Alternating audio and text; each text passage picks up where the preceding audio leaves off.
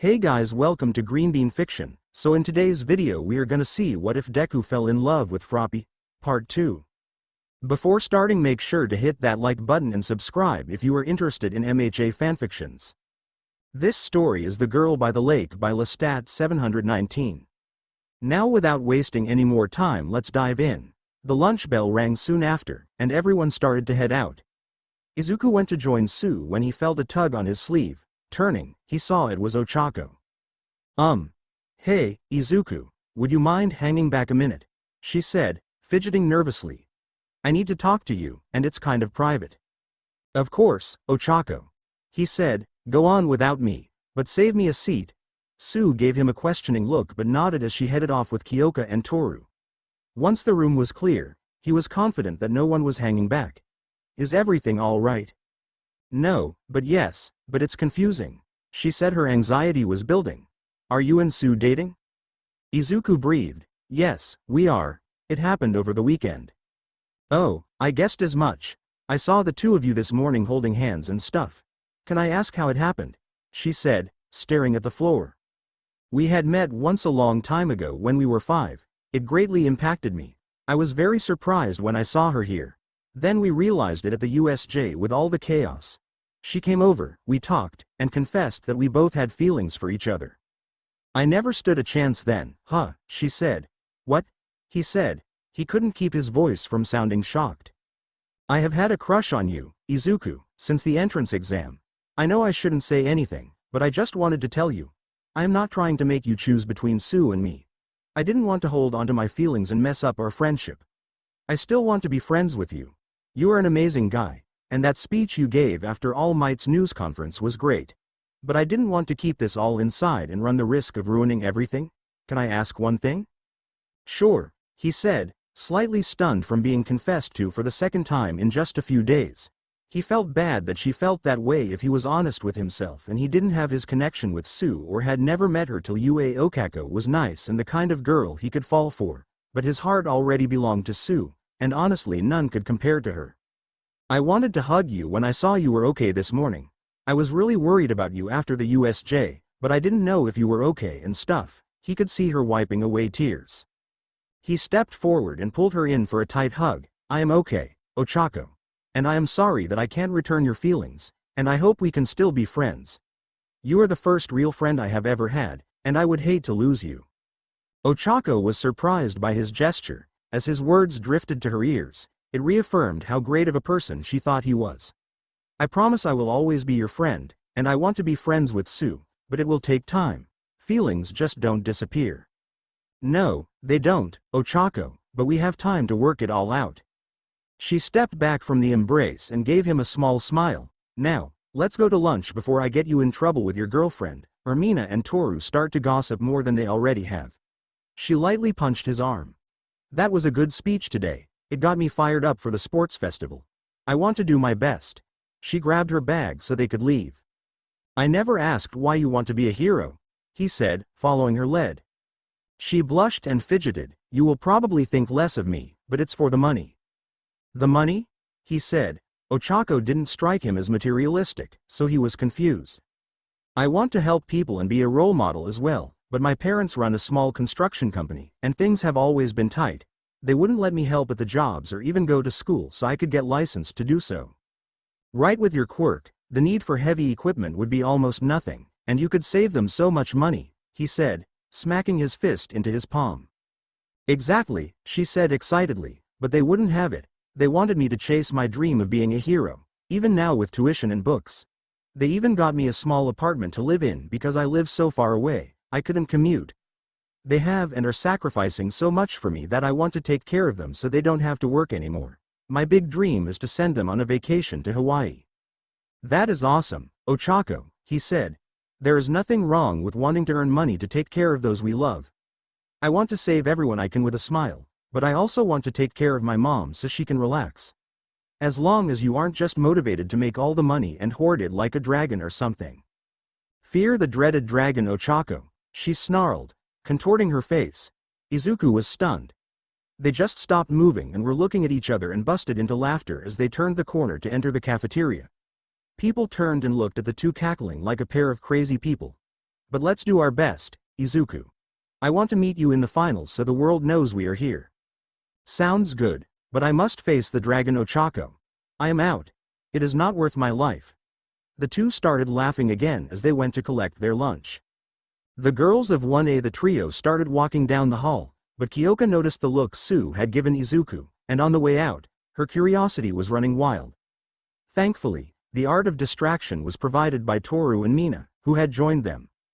I wonder if there is a love confession going on, Mina said coyly, wiggling her eyebrows.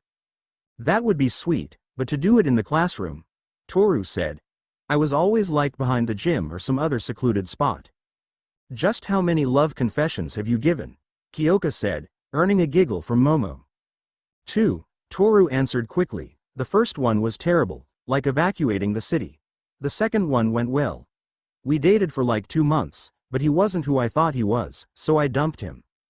Harsh girl, Mina said. I have only given one, but it was like the first year of middle school, so it didn't count. Don't look over here, Kyoka said, putting her hands up. I never went to school until now, so I have never given or received a love confession, Momo said. Do you think that Ochako is confessing to Izuku? Everyone has a type, Mina said. He is kind of plain, but he seems nice. Kyoka saw Sue's eyebrow twitch. What about you, Sue? She said, nudging the frog girl. I have only confessed to one person, Kiro, she said, and he is my boyfriend, so I guess I am 1 for 1. Wait, Mina said, shocked. You have a boyfriend? Yes, and he is all mine, she said. Kyoka quickly figured out that 2 + 2 equals potato. And if someone else was doing the same thing right now? I know he is faithful, she said with a smirk. Wait, Sue, Momo said suddenly. Are you and Izuku dating? No way. Mina added. Shut the front door, Toru said, halting her step in shock. Yup, Sue said casually. When did this happen? Kyoka asked her friend. This weekend, on Saturday to be exact, we went on a date Sunday, and it was great, Sue said wistfully.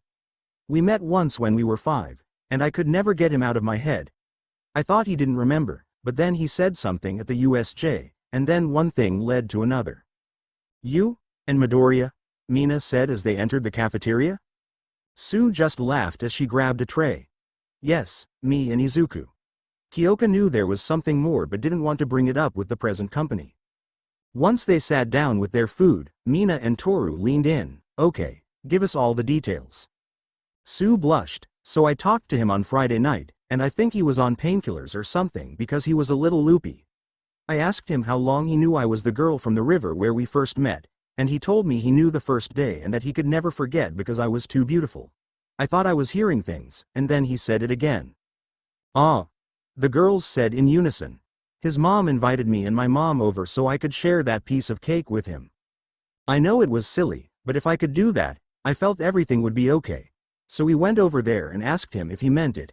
He said it was all true and that he had always thought about me since that day when we were kids, and he showed me pictures he drew. Sue looked off for a minute. He then said, no other girl or woman he had ever seen was as beautiful as me, and then I kissed him. You kissed him, Kyoka said, maybe a little loud, right then and there? Yes, she said, blushing, looking down. We may have gotten caught by our moms. This caused the girls to burst out into laughter. Soon, congratulations were being thrown around as they settled into asking Sue about their date on Sunday. When the Ochako and Izuku entered, their laughter drew attention, but the two didn't notice before grabbing their food. Ochako came and sat at the table with the girls as Izuku was forced to sit with some of the guys from class. Did I miss anything? She said, taking her seat. Sue and Izuku are dating, Mina said proudly. Yeah, he told me in the classroom, but I had already figured it out, she said, taking a bit of her food. I saw her kiss his cheek this morning before school, and they held hands. So, what did you want to talk to him about? Toru asked. I wanted to make sure that he was okay. I was really worried about him after the USJ, she said. I am happy for you, Sue. He is a great person. Thank you, Ochako, Sue said. I know you two are friends. I hope we can also be friends. I would like that, Ochako said. The boys of 1A. Sit with us, Izuku, Mineta called as Ochako took the last seat with the girls. Izuku smiled and took a seat. Glad to see that you were doing good. Yeah, man, that was some manly stuff at the USJ, Ojiro said. Hey Izuku. What black stuff you fired to yank that hand guy around? Zero added. I don't know, he said. It just happened. He rolled his sleeve to show them the scars. I haven't tried to do it again. Recovery girl can be super scary. Midoriya, Fumikage said, calling his attention. I wanted to thank you for your speech after All Might's announcement. I like it. I am sure most of the others hold All Might in high regard, and the news of his stepping back was quite unexpected and troublesome, especially after the USJ. But I found your words inspiring and helped refocus my mind. I agree with Fumi, Mezzo said. Good job saying what was needed. Yes, as our classmates have said, you did a great job lifting the class's spirits, my friend, Iida added with a broad smile. Your words were quite passionate and inspiring. Thank you, everyone. I want you all to know I meant it. I want us all to do our best at the sports festival, he said, smiling. I have to ask a question, Mineta said. What was your obsession with cake at the USJ? And why was Sue talking about it? Well, you see, Izuku fidgeted nervously. We had gone to a cafe that morning, and the waitress just slipped in, and we said we would share it later. Then, after the USJ, it was like a symbol that everything would be okay. He blushed as he explained. That sounds like something you would do with a girl you like. Yo wait, do you like Sue? Denki, who had been silent, suddenly asked. Yeah, he said, looking down. Whoa, he admitted it, Zero said. Manly, Ojiro added. While matters of the heart are important, do not let it distract from your heroic pursuits, Tenya said, adjusting his glasses. She may already be spoken for, Fumi said. I must admit I found her quite striking once my gaze filled her visage. She is quite the fair maiden. But she informed me as we headed to the observation room that she had her eye on someone.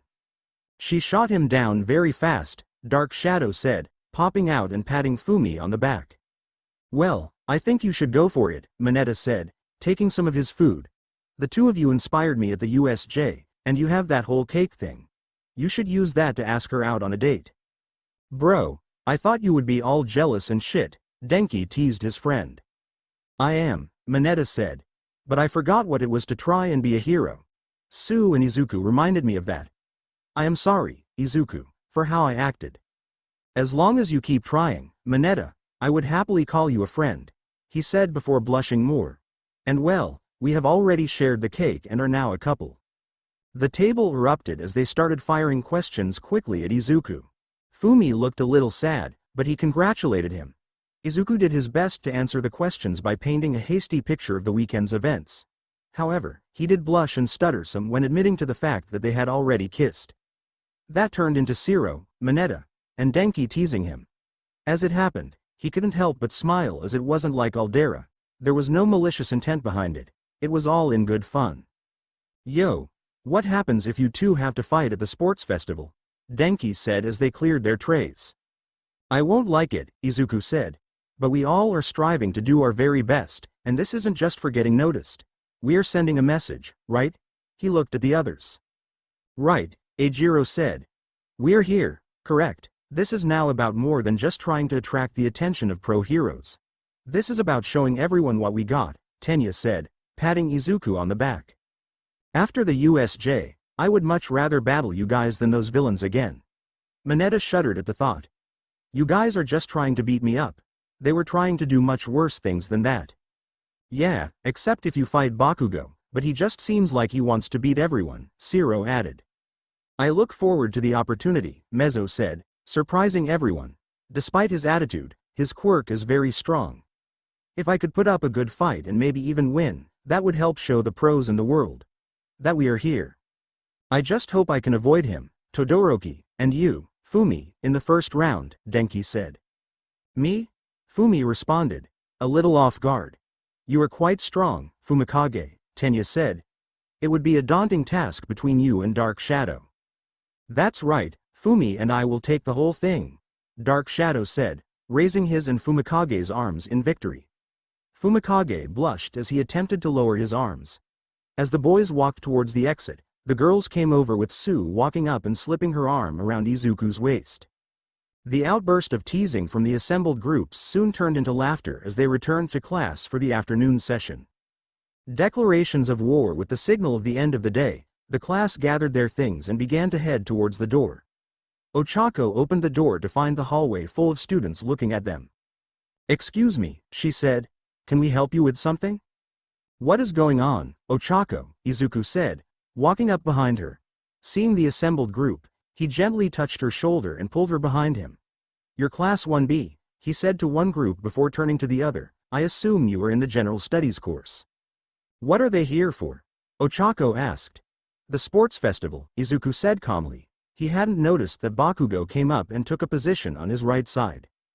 "They're here to scout out the competition," Bakugo growled. "Yes, with all this talk of Class 1A and their hogging of the spotlight, we wanted to see what all the fuss was about. And I must say I am not impressed." A young man of average height with slick blonde hair, which got shorter the further down his head, styled so that it's parted to the right, his bangs left hanging over his right eye. Periwinkle blue eyes, a contemptuous smirk, and a slight head tilt added to a look of disdain he was giving 1A. "Yeah, you think because you beat up some D-list villains that you are all hot shit." A young man with messy gray hair that reaches his chin and black eyes with thick, jagged tan eyelashes that tilt inwards. This mother, Bakugo didn't get to finish that statement as Izuku turned to him. "Give me a minute before you blow them off the planet?" "Fine, only because you know I can do it," he said with a tongue click. "Such arrogance," the blonde exclaimed. Irony seemed lost on him. "Know this. 1A, we have come to declare war on you. We will show the world that you are simply the inferior hero course and that 1B is superior in every way. We are coming for you as well." The young man standing before them is fairly tall, with messy indigo hair that flares out in large tufts around his head. His eyes are a striking shade of purple with white pupils. They appear half-closed, and he has noticeable dark eye bags underneath them. "This is the chance for the general studies to take a seat from you 1A. This is war." 30 seconds, Bakugo whispered. "Are both of you done?" Izuku said, stepping forward. His tone took his classmates back. "We all heard All Might's announcement today, right?" He waited for those in the hall to acknowledge him. "You can come here and make all the declarations of war, or that you are going to come to take our seats or whatever, but it won't matter in the end. 1B who said you were inferior? Not us. General Studies, we welcome you to come try and take our seats. We fought to get into them, and you can bet we will fight to keep them." He took another step out of the class, Bakugo, Ochako, Sue, and Mineta coming out with him. "We have no intention of surrendering our spots to anyone. All Might is stepping back for all of us because he believes in all of us. This is all of our opportunities, I mean everyone, 1A, 1B, support course, general studies, business course for all of us to show the world that we are here, not. I am here but we." He stepped out, and more of his class filed out behind him. "Declare your war, declare whatever you want." He took another step. All of 1A was now in the hall. "Scream and do what you want, we will stand here and say, 'We are here. We are here.'" 1A shouted with him. "See you all at the sports festival," he said, extending his hand to Sue as the crowd parted and class 1A walked away. Sunset meeting Toshinori Yagi, or All Might to almost the entire world, stood in his skeletal form, staring out over the ocean in quiet contemplation. He had a cup of coffee in his hand, a habit he had picked up in America. His teacher there always had a cup. Toshi thought it was unpleasant until a particularly pretty girl introduced him to different varieties of espresso drinks. Soon, the coffee had a different taste, a different aroma, if you will. She was sweet, gorgeous, and so very tender. Sarah was everything he could have dreamed of, but she didn't want him to be a hero.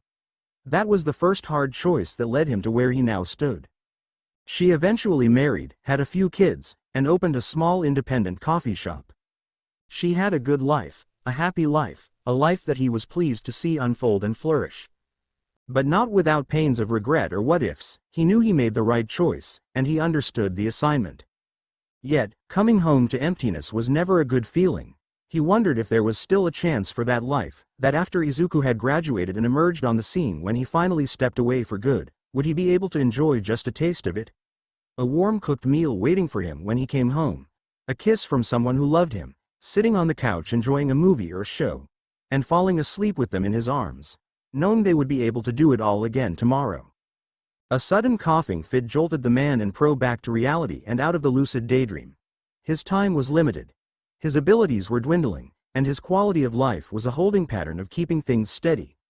Maintaining steady things was a way of life for him now. But it was still life.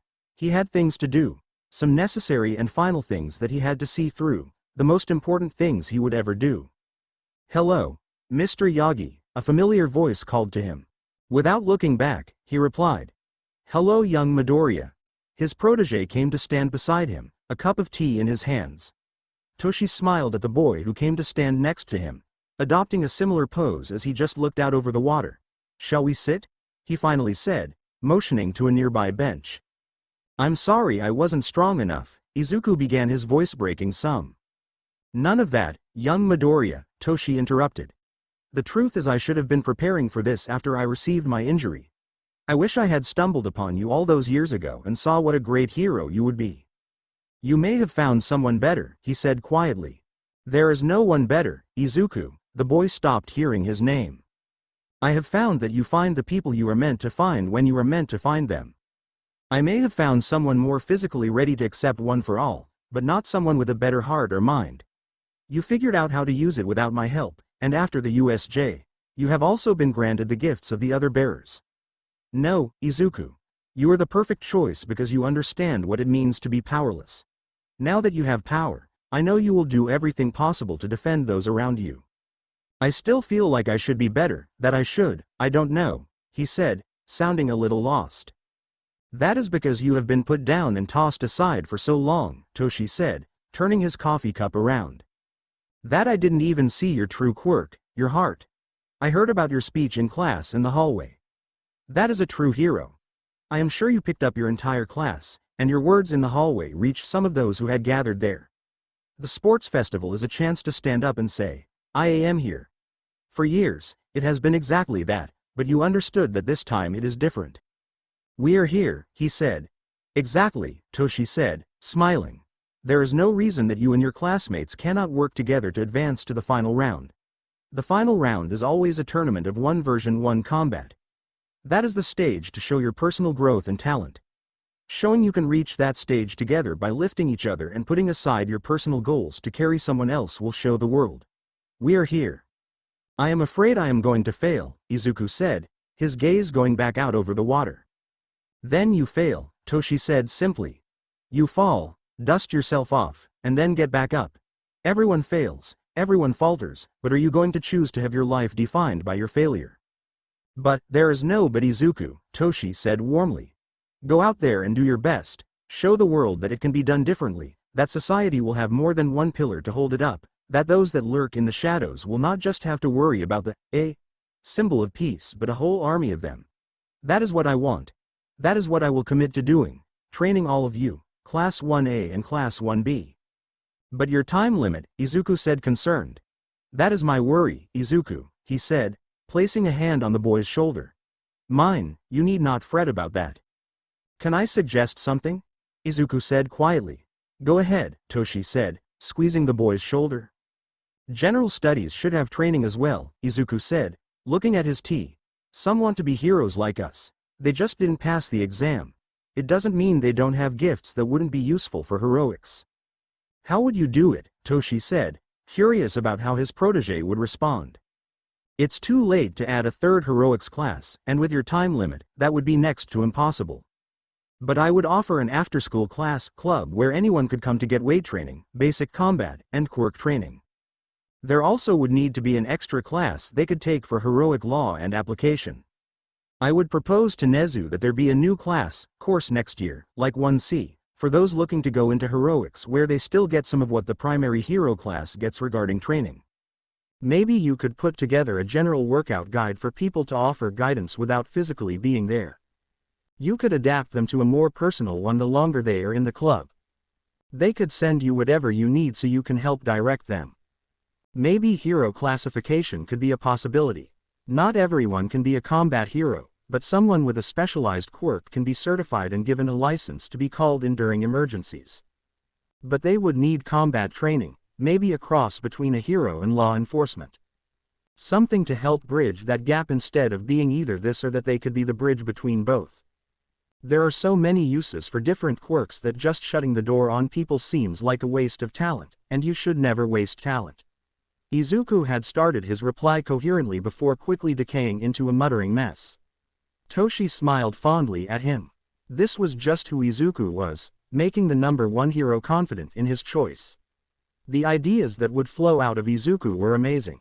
Toshi knew he needed to teach him how to harness this ability and talent, and he knew who he had to talk to. He had a meeting with him later that evening. He had already reached out to his sensei before the news conference. He shuddered at the hell that would be unleashed upon the students, but he was serious about teaching them, giving them the absolute best chance. He was going to do all he could make sure they succeeded, and he was going to start cashing in some favors earned over a lifetime of heroics. Breath, Izuku, he said, gently snapping his protege out of his ramble. He had a hearty chuckle as Izuku started blushing and looking at his tea earnestly. Those are great ideas, my boy. Now get on home. A leader doesn't only spout a pretty speech and leave. They have to put a plan of action together. I won't let you down, Izuku said, the fire and passion coming to his voice. When it is all over, not only will we say we are here, I will show the whole world that I am here. Toshi watched with pride as Izuku took his leave. He could hear the boy thinking about plans and things he could present to his class. The number one hero felt a warmth in his chest that seemed to lighten his burden while watching the boy leave. I never had a child of my own, but if I ever did, I hope they were just a fraction as wonderful as you are, Izuku. He whispered into the night air. He pulled out his phone and dialed. Toshi, it has been years, a strong, steady voice rang out. I saw the press conference. I was going to call you in a few days. I figured you would be busy. I appreciate that, Abel, Toshi said. I am calling because I need your and Isabel's help. Well, we have both been retired for a while now, but I still have contacts in the Department of Heroics. Why didn't you call Star? She may be able to help you more than I can, Abel said. It's not that kind of help, Toshi replied lightly. I would like you two to help me train my current crop of students, and I would like Izzy to help teach me how to teach. We have our teaching licenses still, but I don't know if that would translate to Japan. He replied. I will get it sorted out, but I need you, old friend. I need you both, Toshi said with a sad note. Then we will be there. I will talk to Izzy when she gets home. She and Rachel are out tonight, Abel said. Give Rachel and all of them my love. I will see you soon, Toshi said, ending the call. Now for a conversation with my former sidekick, he thought.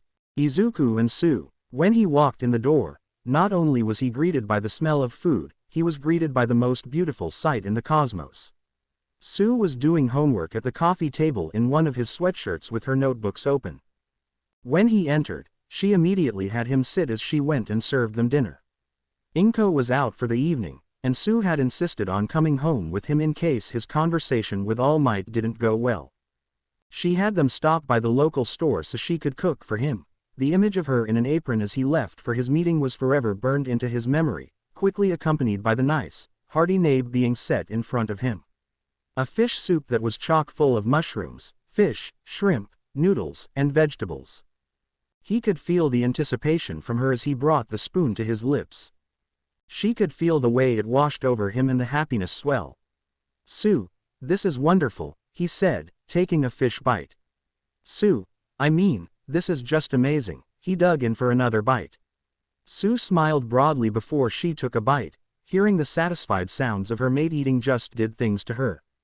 Izuku listened to her little happy ribbits and saw her lightly moving in her seat in happiness, and he could feel it in his soul. It was a beautiful dinner.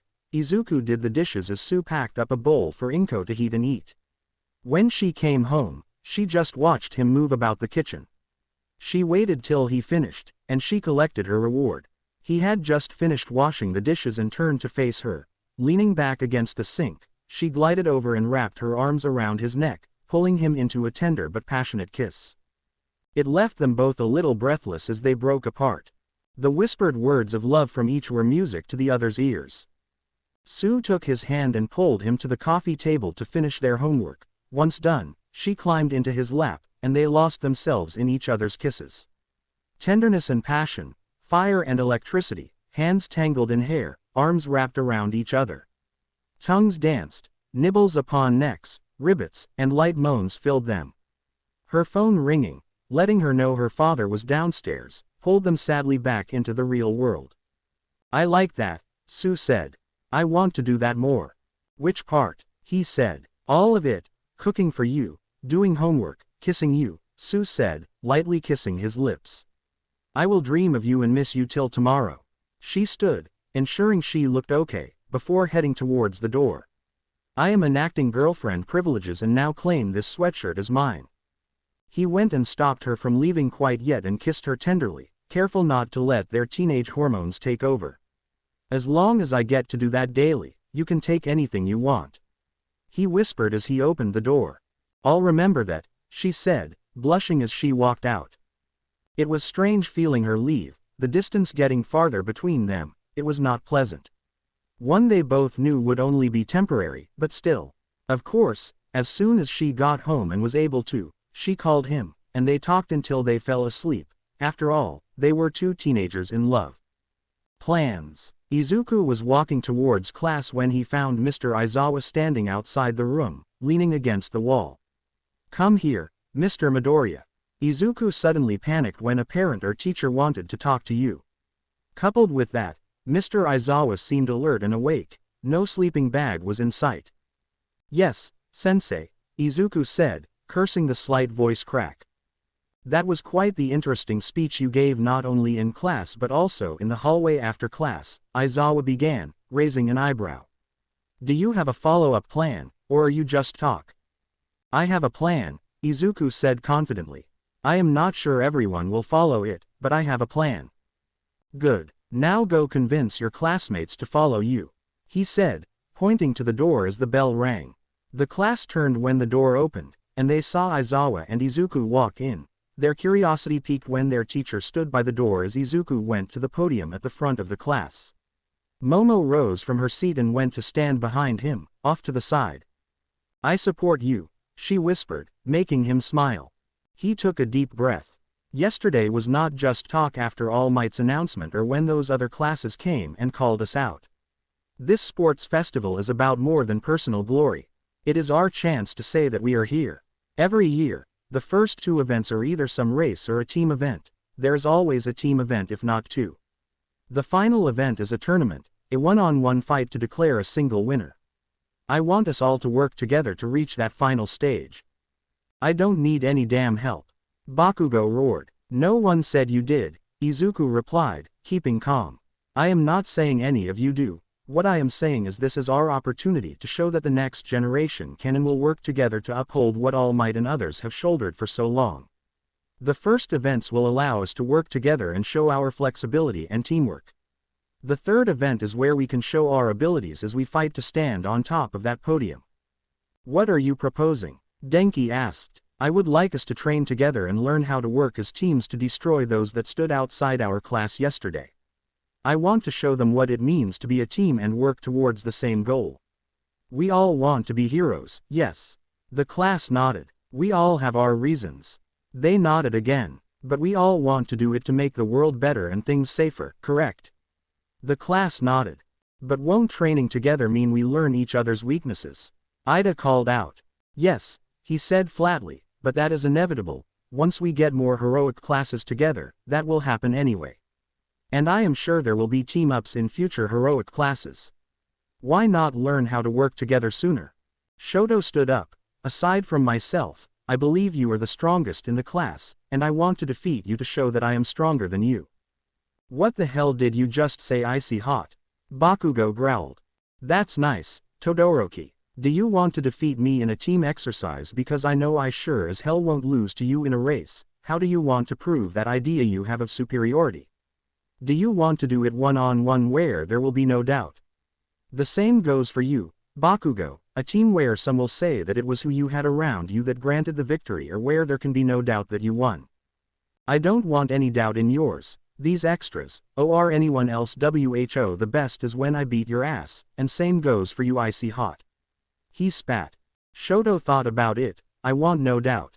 That is what I expected, he said, grabbing both sides of the podium. What about the rest of you? I am offering for all of us to prove to the world that the next generation is not like any generation that came before it and the opportunity for all of us to shine. And if we say no, are you going to knock us out before the final round? Zero asked. Nope, he said. I will still do what I can to help you get to the finals. Let me know where you stand by the end of the day. Thank you. Oh, and Todoroki, you better come at me or anyone else here with all you got. If you come at any of them with half measures, you will find that you have much more than me to worry about in this class. He went to his seat, but Momo stopped him. I am with you, she said. I would much rather fall by the wayside with a friend than stand on the mountaintop alone. Friend, he said. Friend, she replied firmly. Of course, you can count on me, hero, Sue called out. You shall not escape the dragon so easily, Izuku. I'm in, Ochako said from her seat. I believe that you are the right person to lead this class, and you have proven my faith was well placed, Iida said, standing up. I am with you, my friend. You and Sue inspired me to be better than I was, Mineta said, climbing onto this desk. I will follow you guys into any battle. Dude, manly as fuck. Eiji said, count me in. I hate training alone, Toru called out. If Eiji is in, then count me in, too, Mina added, smiling. Horn buddies for life. Soon, the rest of the class chimed in with their agreement. Izuku looked to Shoto and Bakugo. I will join just so I can ensure your defeat in the finals, Shoto said, standing up as well.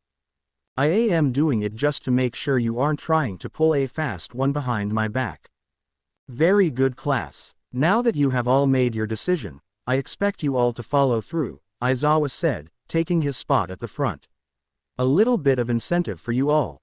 If all of you make it to the finals, you will get no homework for a week, and I will buy pizza for everyone. The class started cheering. 2 weeks. The students got a chuckle when they walked into heroics class, and standing there was an older man with a cane.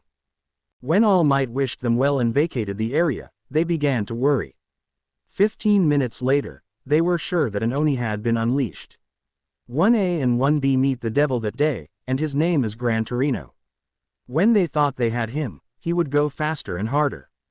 The two classes would disagree about most things, but they all agreed that Gran Torino was the devil.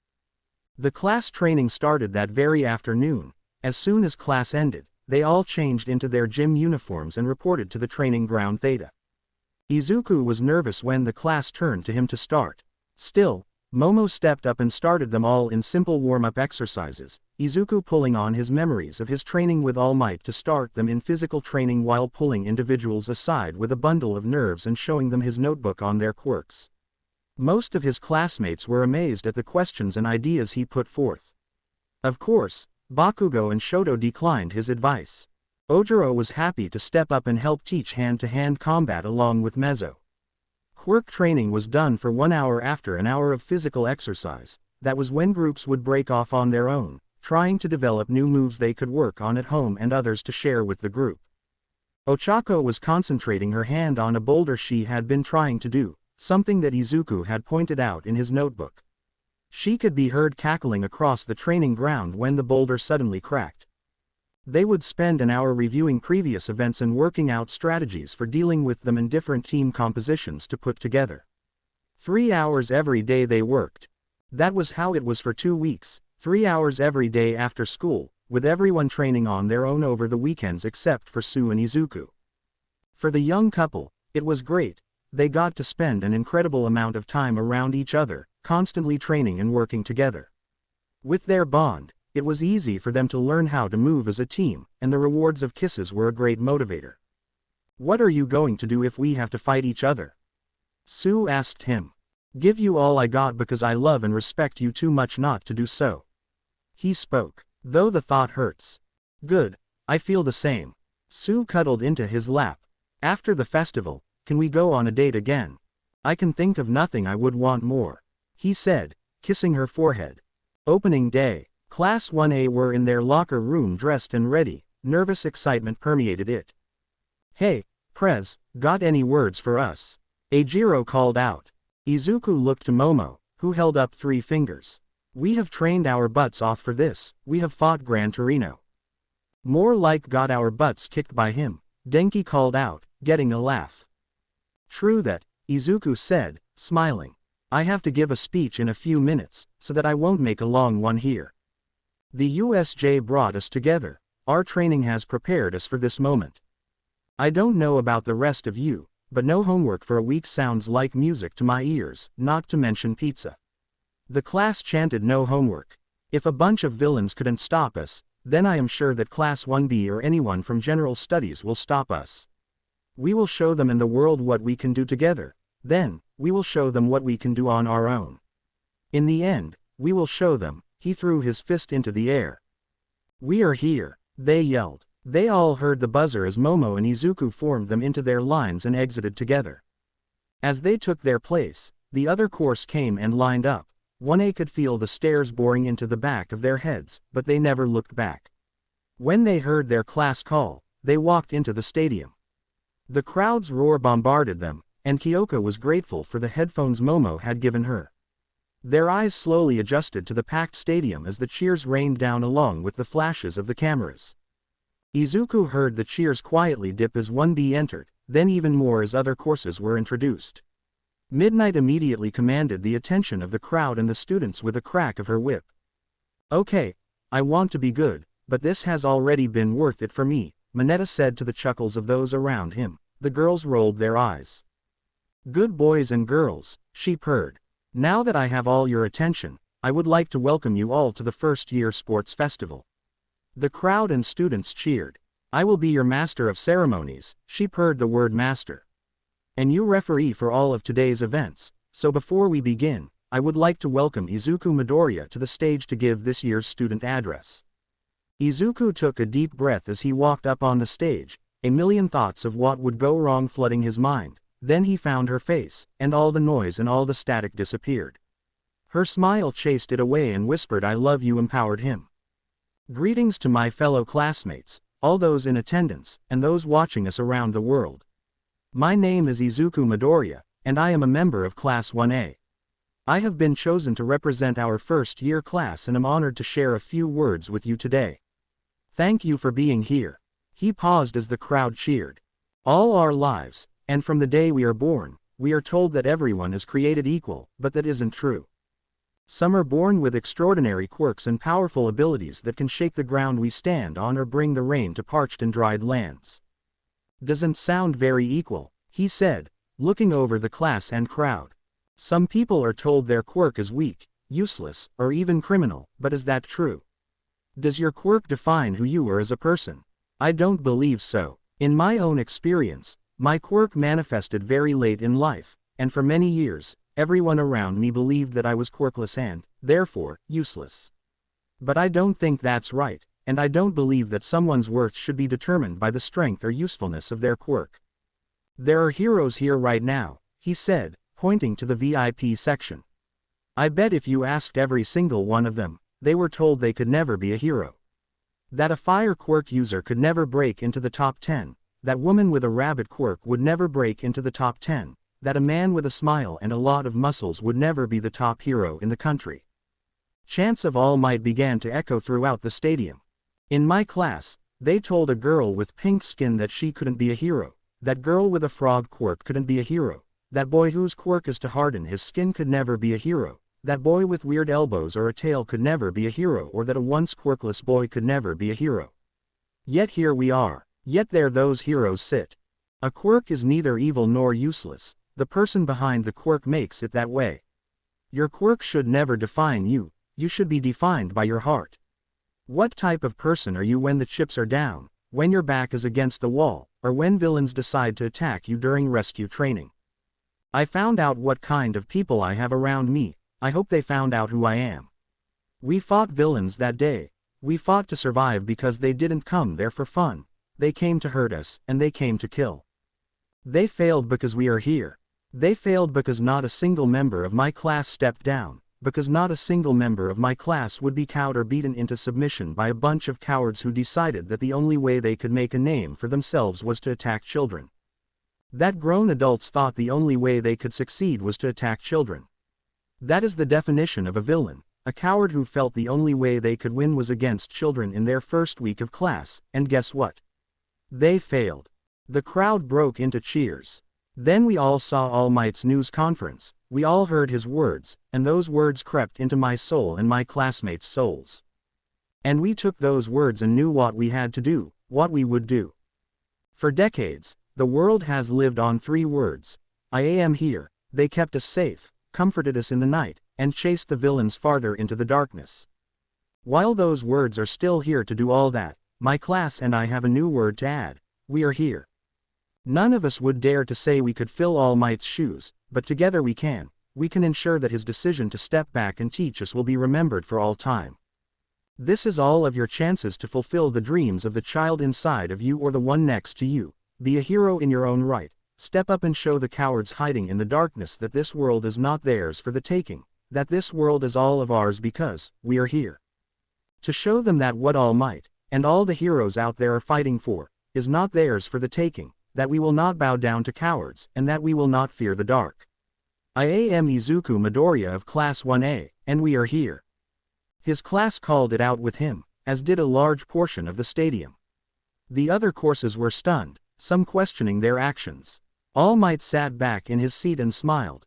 Inko wiped away the tears. In a dive bar, a television crumbled to dust, and a girl with messy hair in buns giggled in excitement. Midnight took the stage, such youth, vigor, passion. Now let us see how that translates into our first challenge, the obstacle course. Class 1A came together in a circle with Izuku at the center. He made sure to look every one of them in the eyes.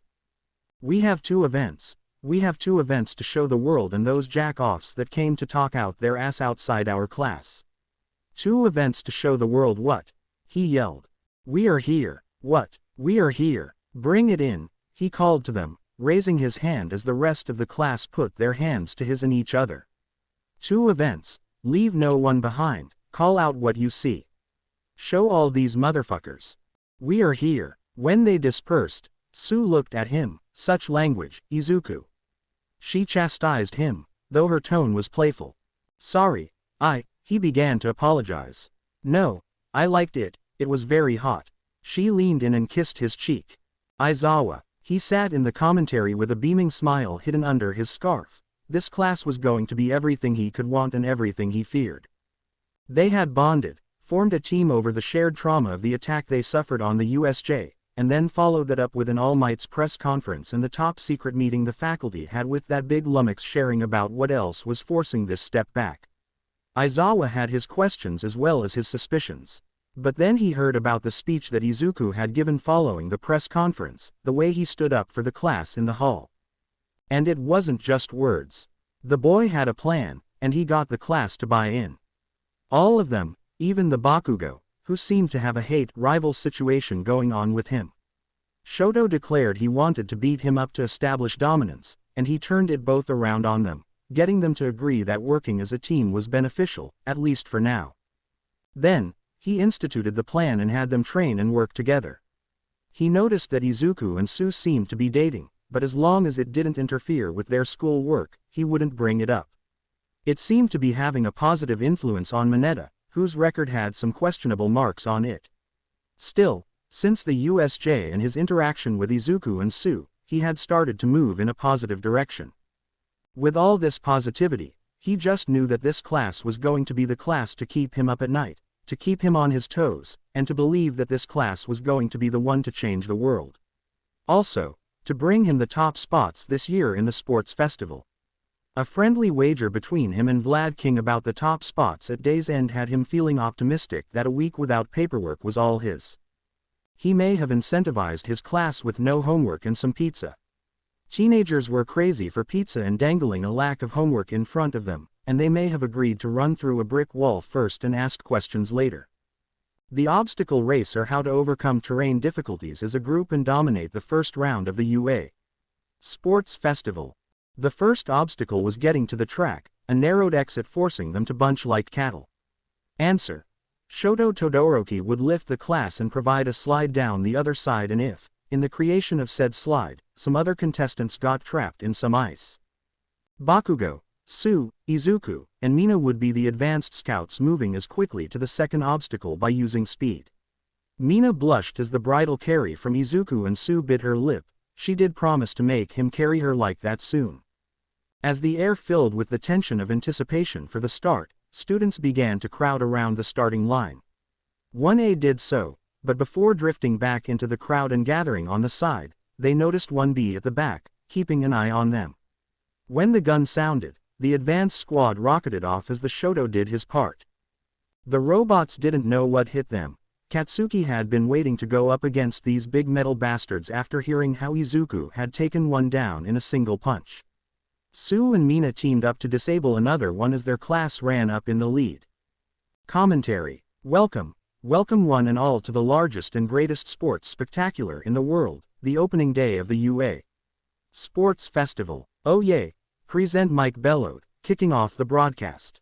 Joining me today is my friend and the homeroom teacher of Class 1A Eraser Herd. Say hello to the people listening. Hello, people listening, Aizawa said in his deadpan voice into the microphone. Such energy, wowza, Mike called into his microphone. Make sure to pace yourself there. My friend can't have you burning out in the first event. Now, how do you think the students will handle the first OBSTICLE? It will be a question to see if they even recognize it as one. Also, those who will not be taking it seriously are doing the smart thing and moving to the very back. You can see a majority of the business course doing this as they are more here for the presentation portion of the festival. Aizawa scanned the contestants and saw his class line up at the front, then drift into the crowd and out the back. 1B just lined up to the side and didn't move. Great analysis. Now we are just seconds away, and here we go. The gun sounded. 4 members of 1A are over the top and out onto the course in seconds. As you look at that Shoto, Todoroki of 1A has lifted his entire class to the top and created a slide down the other side. It looks like a few of the exits have been blocked by his slide. The advanced team has made it to the first listed OBSTICAL. Welcome to Robo Inferno. Mike's voice echoed around the stadium as the crowd roared in appreciation at the early action. Bakugo's devilish grin filled the screen as he blew the head off one of the robots to the crowd's cheers. The crowd let loose a roar when Izuku delivered a spinning kick to another, sending it flying into one of its compatriots, breaking them both.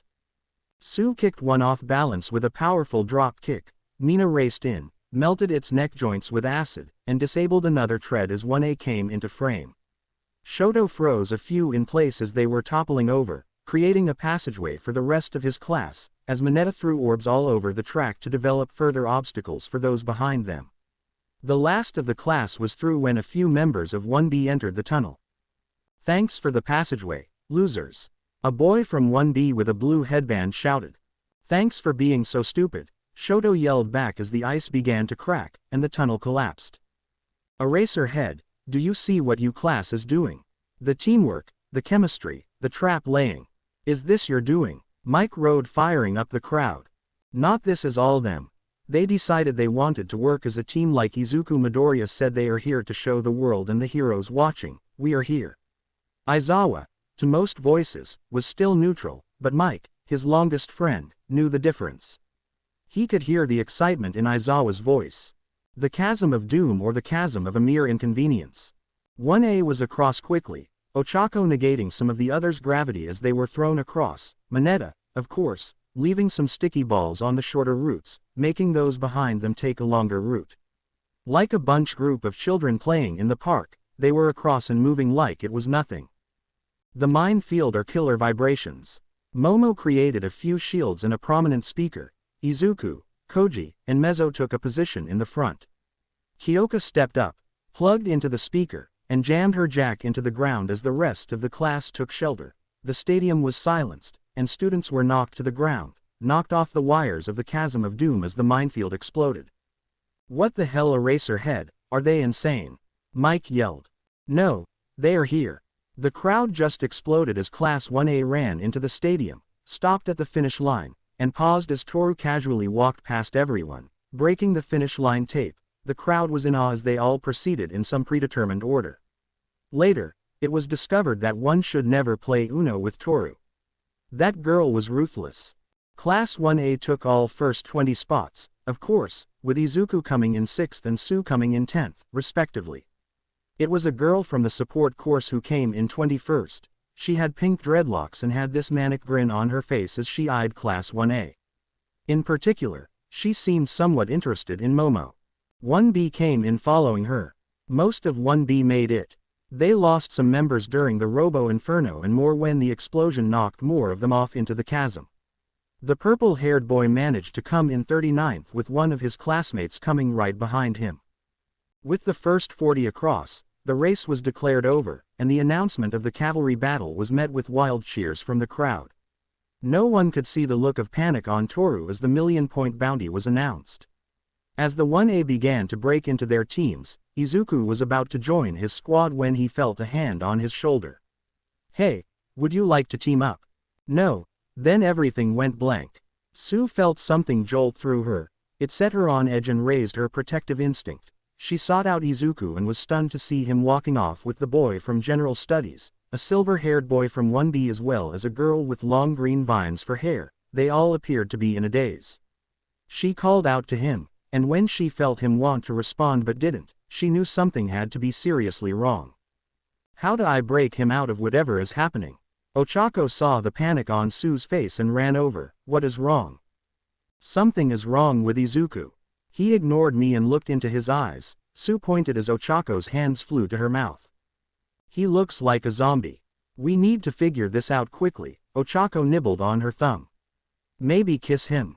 Here in front of everyone." Su was shocked. It works in the movies. Su knew that whatever was happening, her boyfriend was struggling internally. She didn't like that feeling. Also, she was worried that if this boy asked him questions about his quirk. Su ran over and spun Izuku around, kissing him suddenly before the boy could say anything. He immediately came back to his senses and kissed her back before blushing as they were in public and on television. As he realized what had happened, he glared at the boy from General Studies before reaching out and lightly punching the two students from 1B in the shoulder. He saw the fog lift from their eyes, and they went to speak, but he cut them off. "He has some sort of mind control quirk. He took all three of us over. Thankfully, my girlfriend was able to snap me out of it," he said quickly. The other two retreated away. "Go ahead and tell me how villainous my quirk is. You don't understand what it is like to have the world look down on you. You with your flashy quirk," the boy spat out. Izuku wondered if the boy was baiting him to get him under his control again. "Did you not listen to a word I said during my speech? Those weren't just pretty words. I grew up most of my life quirkless. I wasn't lying when I said it was how someone used their quirk that would determine if that person was a villain, their actions, not their quirk." Izuku took Su's hand. "Your quirk would be amazing in hostage situations and could be used to save many lives. But if all you measure your self-worth is by your quirk, then you have already lost."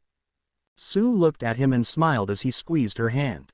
"Trust me, I have had a lot of people in my life tell me that my dream of being a hero was a joke before my quirk manifested. But all it took was one person to believe in me for me not to give up." "What is your name?" "Shinso," he responded. "You can be a hero, Shinso, you can be a great hero. It isn't just about the quirk, it is about the person." He turned and walked away with Su. "Thank you for that, Su." "You welcome," she smiled. "As payment, you can take me to the movies after this ends." "It would be my pleasure." He smiled. Midnight took the stage as she called for the rider of each team to register their team and deliver the rules. "Listen up, kiddies, the game aims to collect headbands to increase the team's score. Intentionally making someone fall is prohibited. Even if a team loses their headband or falls, they can continue participating until the 30-minute time limit is reached." She smiled as the teams were displayed on the stadium boards. Cavalry battle teams: Izuku, Ochako, Fumi, Su, Tetsu, Juzo, Pony, Toguru, Katsuki, Ojiro, Mina, Wijiro, Shoto, Tenya, Momo, Sato, Mineta, Mezzo, Toru, Yuga, Kyoka, Denki, Koji, Siro, Nito, Kosei, Sen, Narengeki, Shinso, Hiryu, Mei, Goshi, Itsuka, Reiko, Setsuna, Kanoko, Yui, Kojira, Jirota, Manga, The teams took to the field and got into their positions. Toru could feel all the eyes on her as she was wrapped in the protective cocoon of Mezzo's arms. She was shaking. When a hand gently landed on her forearm. "I hope that is your arm," Mineta said. "It's okay to be scared. This isn't like the USJ. In the end, it is just a game. You already made a good impression. For now, relax. Mezzo will do what he can to protect us. I will try and slow down anyone who comes at us, and we have the best, most sparkly cannon in the world." Yuga called out. He was sticking out of the protective cocoon like a turret. "If we don't make it, as long as we did our best, then we can sit with our class, our heads held high." Mineta squeezed her arm, letting go. "Thanks, Mineta," Toru said, though he couldn't see it. She was smiling. "Let's do our best, gang. Thankfully, I believe in our class, so I don't think they will come after us, but everyone else is. We need to stay mobile." "Yes, ma'am," the boys responded, making her laugh. This time, a countdown appeared on the big screen, the tension increasing as they approached the start. At 0, the chaos began. True to Toru's prediction, 1B came at them immediately, but thankfully, they weren't being abandoned by the rest of their class, as they wanted to advance as well, so they attacked the flanks of 1B. It was absolute chaos. Mezzo tried to run, but when the ground softened underneath him, he had no choice but to leap into the air. As he went to go up, the Yuga was knocked silly as they collided with a wall of solid air. The team led by the loud blonde from the hallway Nito was going all out in their assault directed at Toru's team. As they tumbled back to the ground, a young man of medium height, with shaggy, dark hair and thin, lazy-looking, dark eyes, one of his arms began to spin, creating a gust of wind that sent them sideways. Mineta launched desperation through that missed their attacker but sent them stumbling as it tagged the lead horse, a portly young man with light blue hair, the Class 1B president. Izuku's team came diving in with Dark Shadow, snagging 2 headbands as they made a quick retreat. Ochako gritted her teeth, negating their gravity as they leapt up and over the softened ground, landing just on the other side of the affected area. Sue twisted herself in midair, her tongue snagging a headband off blonde girl with a horse quirk. "We will not be made fools of," Nito roared, ordering his team after Izuku. The blonde girl pony's rider, the boisterous silver-head kid from the hall, glared at Izuku, who flashed him a taunting smile. His team saw the same thing. They saw red and moved to engage, the ground softening again.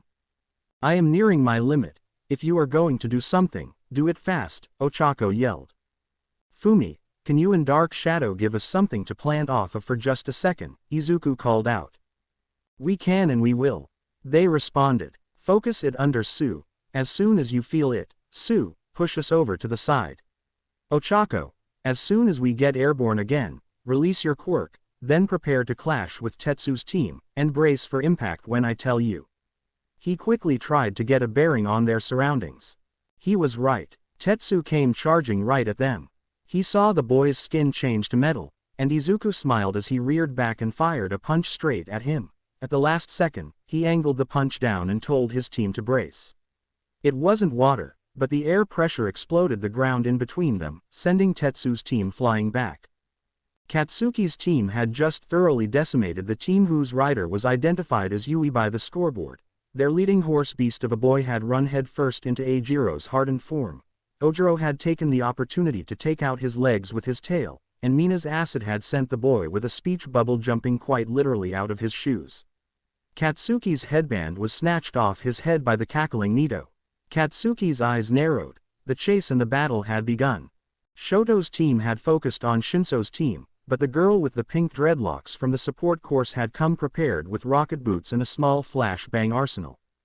Izuku had warned his classmates of Shinso's quirk, but he wasn't 100% sure of how it activated when he saw Tenya stop moving. He feared the worst, but Momo was there with her flashbangs, driving their attackers off course. Then Shoto's ice betrayed Shinso's team footing of a second. Before they could counter, Sato had stolen a headband, and they retreated. Toru's team had lost Yuga's headband in the chaos, but they still had Toru's, so the game was still theirs. Kyoka's team came in and blindsided Tetsu's team, stealing 2 of their headbands, including their lead riders. It was nothing but pure chaos as headbands were won and stolen. Time was ticking as Toru used the fact that her class was on their side to position them between her and any attackers. Their game of keep away was working. She looked at the clock. It was under 20 seconds. They were going to advance. The roar of the crowd as Sue and Fumi snagged a few more headbands. Katsuki and Nito's teams barreled into each other. Niran's quirk went to send them flying back, but Katsuki leapt off his team and snagged back his headband and Nito's. He then fired his quirk, sending him flying backward. He almost hit the ground, but Ojiro caught him a foot from the ground, and got him back on their shoulders. The crowd was counting down, and suddenly, mushroom spores exploded all around them as a hand came into their cubby and grabbed Toru's headband. An explosion of mushrooms forces Mezzo's multiple arms open, sending Yuga tumbling. A gigantic hand grabbed Mineta and yanked him away from Toru. It was then the ghost girl Reiko went into action. She reached out, and all their headbands glowed, and with a violent yank, they flew off their head and landed in the outstretched hand of Itsuka Kendo.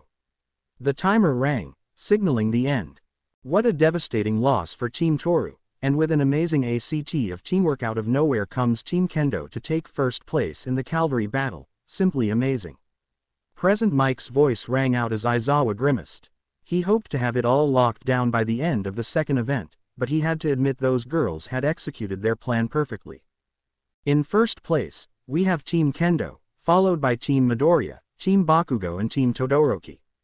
Take it away Midnight.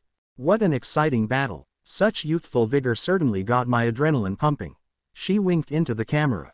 For the 16 advancing members, there will be a 1-hour break before the tournament starts, so make sure to get some food. For the rest of you, the day is not yet over. Make your way to the outside track, as we have so many recreational games to participate in. Mina went over to the crying Toru, who was comforted by her team. Soon, the rest of the class was there. Bakugo and Shoto were on the very edge, but they were there.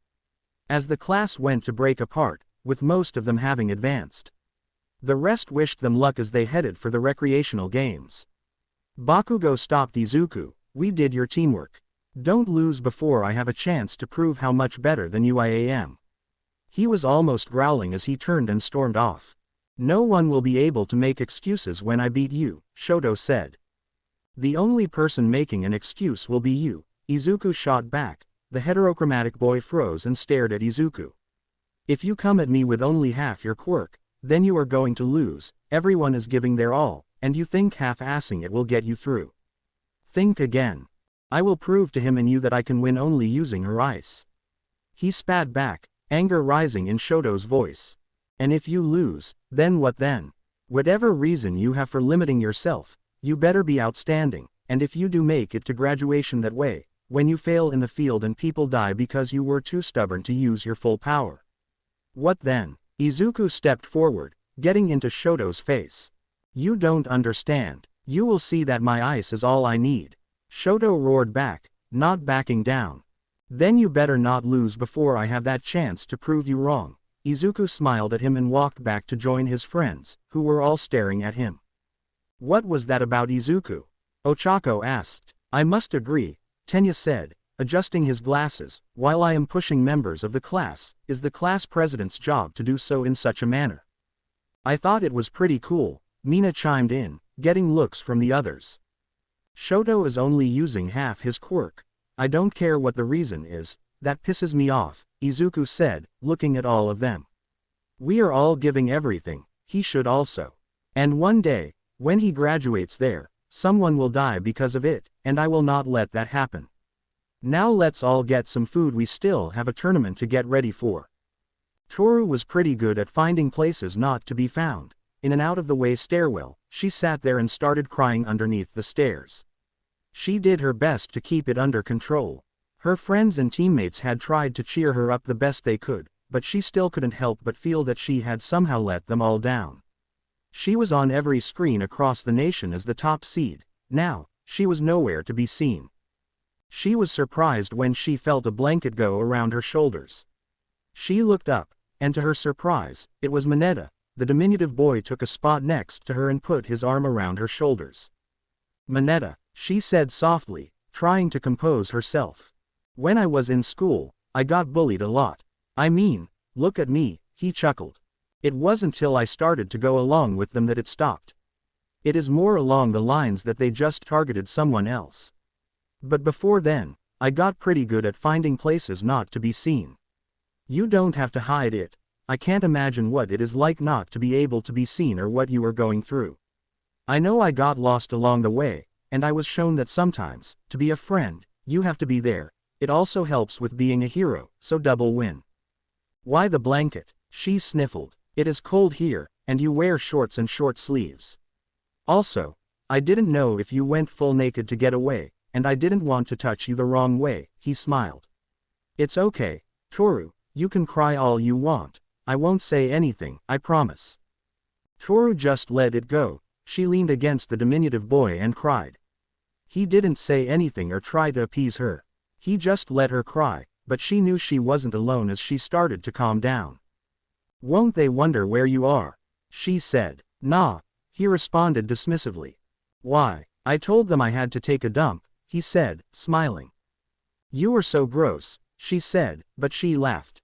I know, but it made you laugh, he responded. Hallway A. Shoto stomped off the field, ready to ice the whole stadium.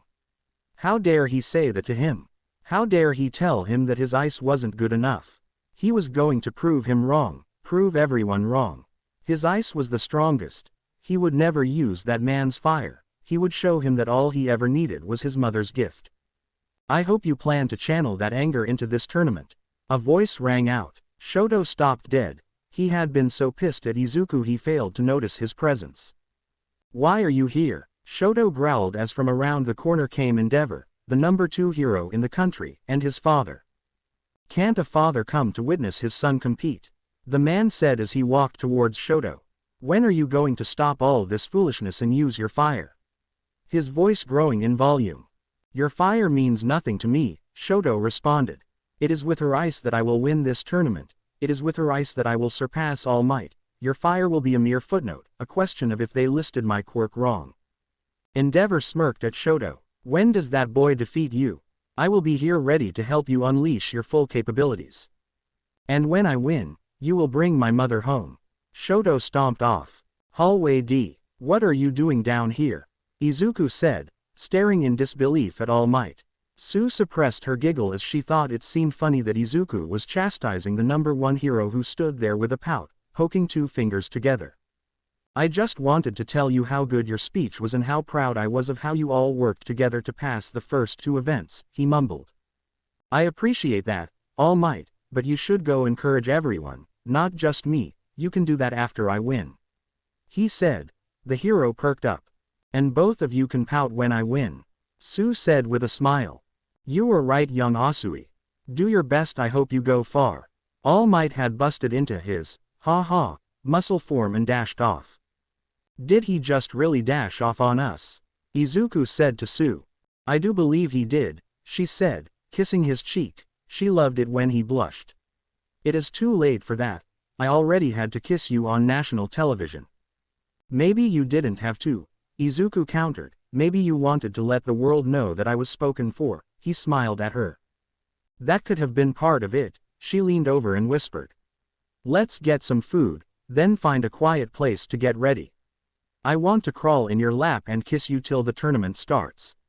She then batted her eyelashes at him. Please. He giggled, laughed, impersonated a tomato and just nodded as she led him off. Like a ghost of encouragement, All Might appeared to all 16 contestants and wished them well. Some were left questioning if it was even really All Might as ghostly. Ha-has echoed down the halls. Izuku and Sue made their way to the cafeteria. More like Izuku followed after Sue in a daze, with a dumb look on his face.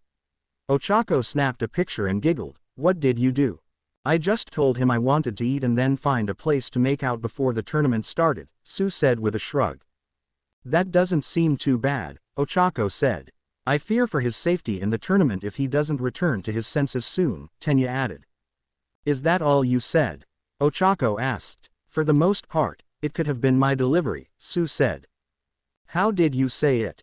Mina said, shocked. Sue stepped right up to Mina, leaned in, and whispered into the girl's ear, then stepped back and added the please. Mina was stunned and turned into a brilliant lilac, of which Ojiro snapped a picture. Excuse me, I need something cold to drink, Mina said, running off. I would ask you to demonstrate for me, but I need to eat before the tournament starts, Momo said with a smile. Sue, feeling frisky, placed her finger under Izuku's chin. He giggled and followed after her. I think we may have severely underestimated her, Ojiro said before returning to his food. Yeah, she is dangerous, Ojiro said. Is it weird that I found all that kind of hot, Shiro said, causing the whole table to look at him. What I said kind of, he put his head down, focusing on his food.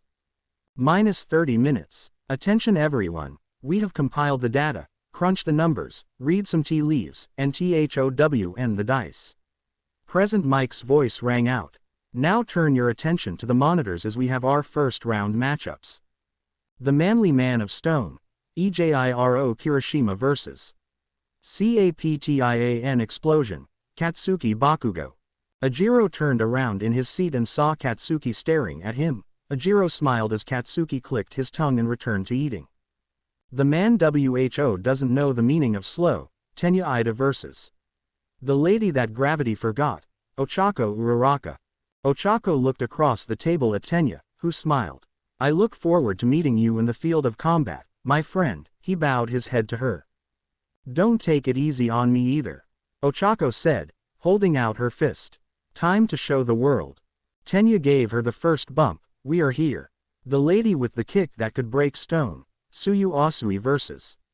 The man with the tail and combat skills to use it, Mashirao Ojiro. It's a good thing your boyfriend is here so he can console you after I beat you, Ojiro said with a smirk. The only thing he will be doing is giving me a victory kiss after I beat you down, Sue added dramatically. She couldn't hide her smile. Good luck Ojiro. Ojiro laughed. Good luck, Sue. Oh, I like this. Next, we have the man WHO loves his ice, Shoto Todoroki, vs. The man WHO wants to change the world, Izuku Midoriya. Good, I get to show you right away, Shoto yelled from the corner. You are going to eat those words soon, Midoriya. When I beat you, Midoriya replied, I want you to remember that coming at any of us half-assed will end the same way. Shoto stared daggers at Midoriya and stormed off. The lady that will slap the taste out your mouth if you get out of line, Itsuka Kendo vs. The man from the dark side, Fumikage Tokoyami. Itsuka stood and walked over to their table. Fumi met her halfway. I just want to say good luck and that Nito doesn't speak for all of us, he is just the loudest, she extended her hand. That is good to know, I look forward to meeting you in battle, Fumi responded, shaking her hand. Next, in a battle of royalty, we have the Queen of the Dinosaurs, Setsuna Tagake vs. The Alain Queen, Mina Ashido. Setsuna jumped on her table and in as deep of a voice as she could, she yelled, you are going down, brother. Once and for all, you will know that dinosaurs are the superior creatures and should be worshipped. Yay. Everyone immediately turned to Mina, who looked about to explode from excitement. She motioned for people to clear their plates out of her way before she jumped up on the table as well. She took a deep breath before pointing a very dramatic finger at Setsuna. You see, brother, that is where you are wrong. There I am going to show you why your species went extinct. Me and all my children, DECEND from the stars like the meteor that sent you packing and, this time, send you home knowing that alien queen has arrived. Mina then hit Setsuna with the muscular arm pose, growling. Setsuna fired back with the double bicep as laughter broke out. Next, the lady WHO never read a scary story she didn't love, Reiko Yanagi vs. The man WHO knows the true way fix anything is more tape, Honta Shiro. Shiro looked around and saw a girl with silver hair look up and wave. Good luck to you in our battle, she said quickly. Yeah, same to you, Shiro shrugged, he looked at the table. Sorry, we can't all be Mina out there, earning some laughs. The final match, we have a queen versus a goddess. Momo immediately turned red and tried to hide. The queen of the Mushroom Kingdom, Kanoko Komori versus the goddess of creation, Momo Yaoyorozu. Momo got to her feet and walked over to meet her opponent, who looked a little shy, being in the spotlight. I hope we can have a strong fight, and maybe we can get to know each other better and build a rapport between our classes. Kinko balled up her fists and looked Momo in the eye. I look forward to our duel, and I would like that. It was just some people who were all stupid and riled up, she pointed to her group. We were hoping that if, after this, maybe we could take you girls out to lunch so we can talk, maybe. I am sure the rest of the ladies would agree with me in saying that we would love to. Momo smiled as both girls bowed and walked away. Good luck, everyone, we should go get ready, Izuku said as he and Sue got up to leave. Hey, if they both win, they will have to fight in the second round, Shiro said, looking at the brackets. Ochako took a deep breath. She would have to possibly beat Izuku, Shoto and Bakugo even to make it to the finals. She took a deep breath, not looking ahead. The first thing was Tenya. I have to beat Tenya, I need to build my horde. Sue. The door was locked in the farthest locker room, and Sue was in her happy spot. She was in Izuku's lap, cuddled in close, her eyes closed with a few contented rivets filling the silence. Izuku held on to her, his mind at peace, he was just content. Nothing else mattered now, not the sports festival, Shoto or Bakugo, or One for All. Slowly, their heart rhythms began to sync, as did their breathing. Sue was floating in a warm sea. She felt safe and secure. As her eyes opened, a starry sky filled her vision. Twinkling stars shining so bright above her seemed to call her to rejoice at her presence. It was strange. None of the constellations were like any she could recall, and the water was warm to the perfect temperature, unlike anything she had ever experienced. She noticed that she was without clothing but felt no shame or embarrassment, she felt free. Purple and yellow borealis floated above her, but the green one glimmered and swirled like any other. A sound like a bell ringing called her attention. She rolled from her back. There was an island, beckoning, reaching, pulling her. With a soundless motion, she kicked her feet, propelling herself to the lone island with the broken tower. As she approached the shore, her feet found the sand. Standing, she emerged from the water. It clung to her once naked body, the water turning into a long white flowing dress, and her bare shoulders shimmered as if dusted by glitter. In fact, the dress seemed to glow as she moved. She looked down and twirled the dress, followed her movements, flaring out around her legs like wisps of water twinkling in the moonlight. The sweetheart neckline plunged deep, coming to a point just below her cleavage. A single chime, as if from a bell, called to her. Turning, she saw a woman materialize as if emerging from a mirage. There was a beautiful woman, her demeanor seemed challenging. She was tall, curvaceous, and well-built, fitting for a woman who looked like a hero. She had fair skin with a small mole below her bottom lip, slightly to the right. Her eyes were sharp and intelligent, with long eyelashes. Her hair was straight and dark, reaching shoulder length, with a clump of short bangs above her forehead. She usually styled it in a half-up half-down bun. She wore a sleeveless, dark bodysuit with a high collar and paired it with yellow elbow-length gloves and white knee-high boots. She had a belt around her waist with an angular golden buckle. A small cape was attached around the back, which hung down to her knees, and over her shoulders was a longer cape buttoned to the shoulders of her bodysuit. "Who are you?" Sue asked, but something about this woman called to her and made her want to hug her. It was an almost familial pull. "I am Nana Shimura," the woman smiled. It was reminiscent of the great hero she knew. "I was the seventh wielder of One for All." Izuku. As his eyes opened, he stood in the center of a grand throne room. 8 chairs surrounded him, 2 empty, and a haze obscured the others. He stood on a red carpet with a stunning white star design in the center. The room was circular, and as he looked up, he saw a mesmerizing view of stars and borealis hovering above him. The green light was at the center of the room, appearing to dance and swirl above the space. The walls were made of stone, resembling those of a castle, and though they seemed dark, some specks lit up, giving the walls a shimmering, dream-like quality. He looked down at his clothes. He wore only a pair of loose-fitting pants. His chest was bare, and a gold necklace with a star pendant that matched the room hung around his neck. The metal felt relaxed and reassuring. He looked down at his clothes. He was only wearing loose-fitting pants, and his chest was bare. A gold necklace with a star pendant that matched the room hung around his neck. The metal felt cool and, strangely, reassuring. As he thought about the precious pendant, its center glowed briefly, flooding him with a warmth radiating from his core. He had never seen this pendant before, but he knew now that it was special. Hello, Ninth, a voice came from a chair to his left. He immediately knew that voice. It was the voice from the USJ, the one that helped him to save Sue. He was a large, muscular man with a broad build, square jaw, small, dull, blue eyes, no eyebrows, bald, and a very short beard. Izuku noticed that Deku was wearing a hero costume made of dark leather clothes, stylish golden goggles, and a bandolier. The leather jacket had yellow shoulder pads, and since Deku always kept it open and did not wear a shirt, it showcased his muscular torso. You helped me save Sue, he said, looking down at the strange jagged diamond scars on his forearms. Thank you. Izuku bowed. The thought of what would happen if he had lost her now that he had her hurt so poorly made it feel like he would break. The man's gruff exterior softened momentarily. I am Deku Banjo, the fifth user of One for All, and like you, I once had a mate.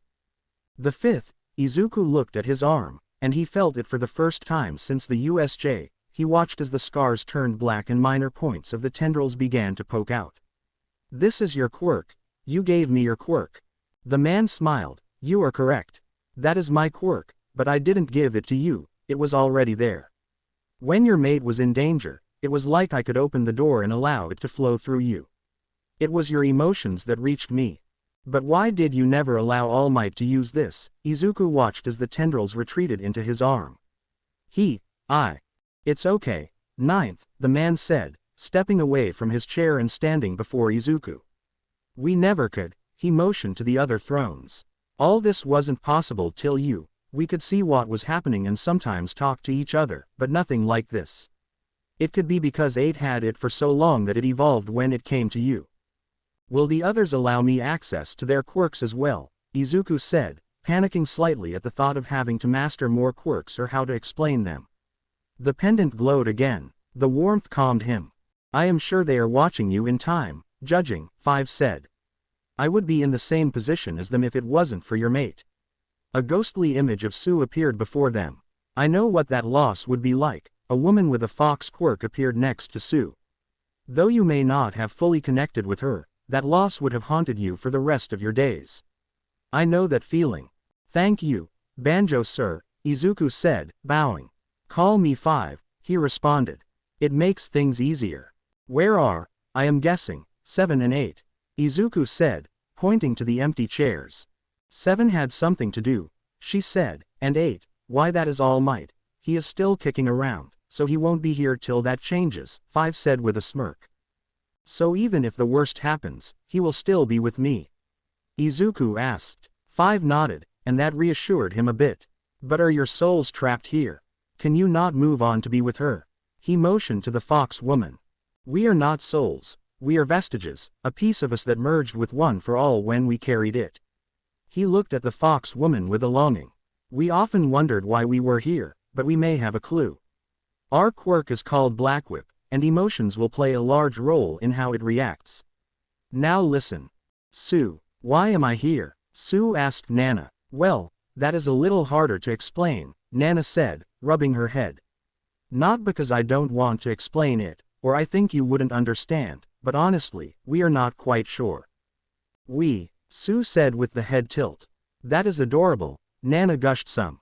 I understand why 9 is so enthralled with you. Sue was about to ask who 9 was, but a familiar feeling came to her as she thought.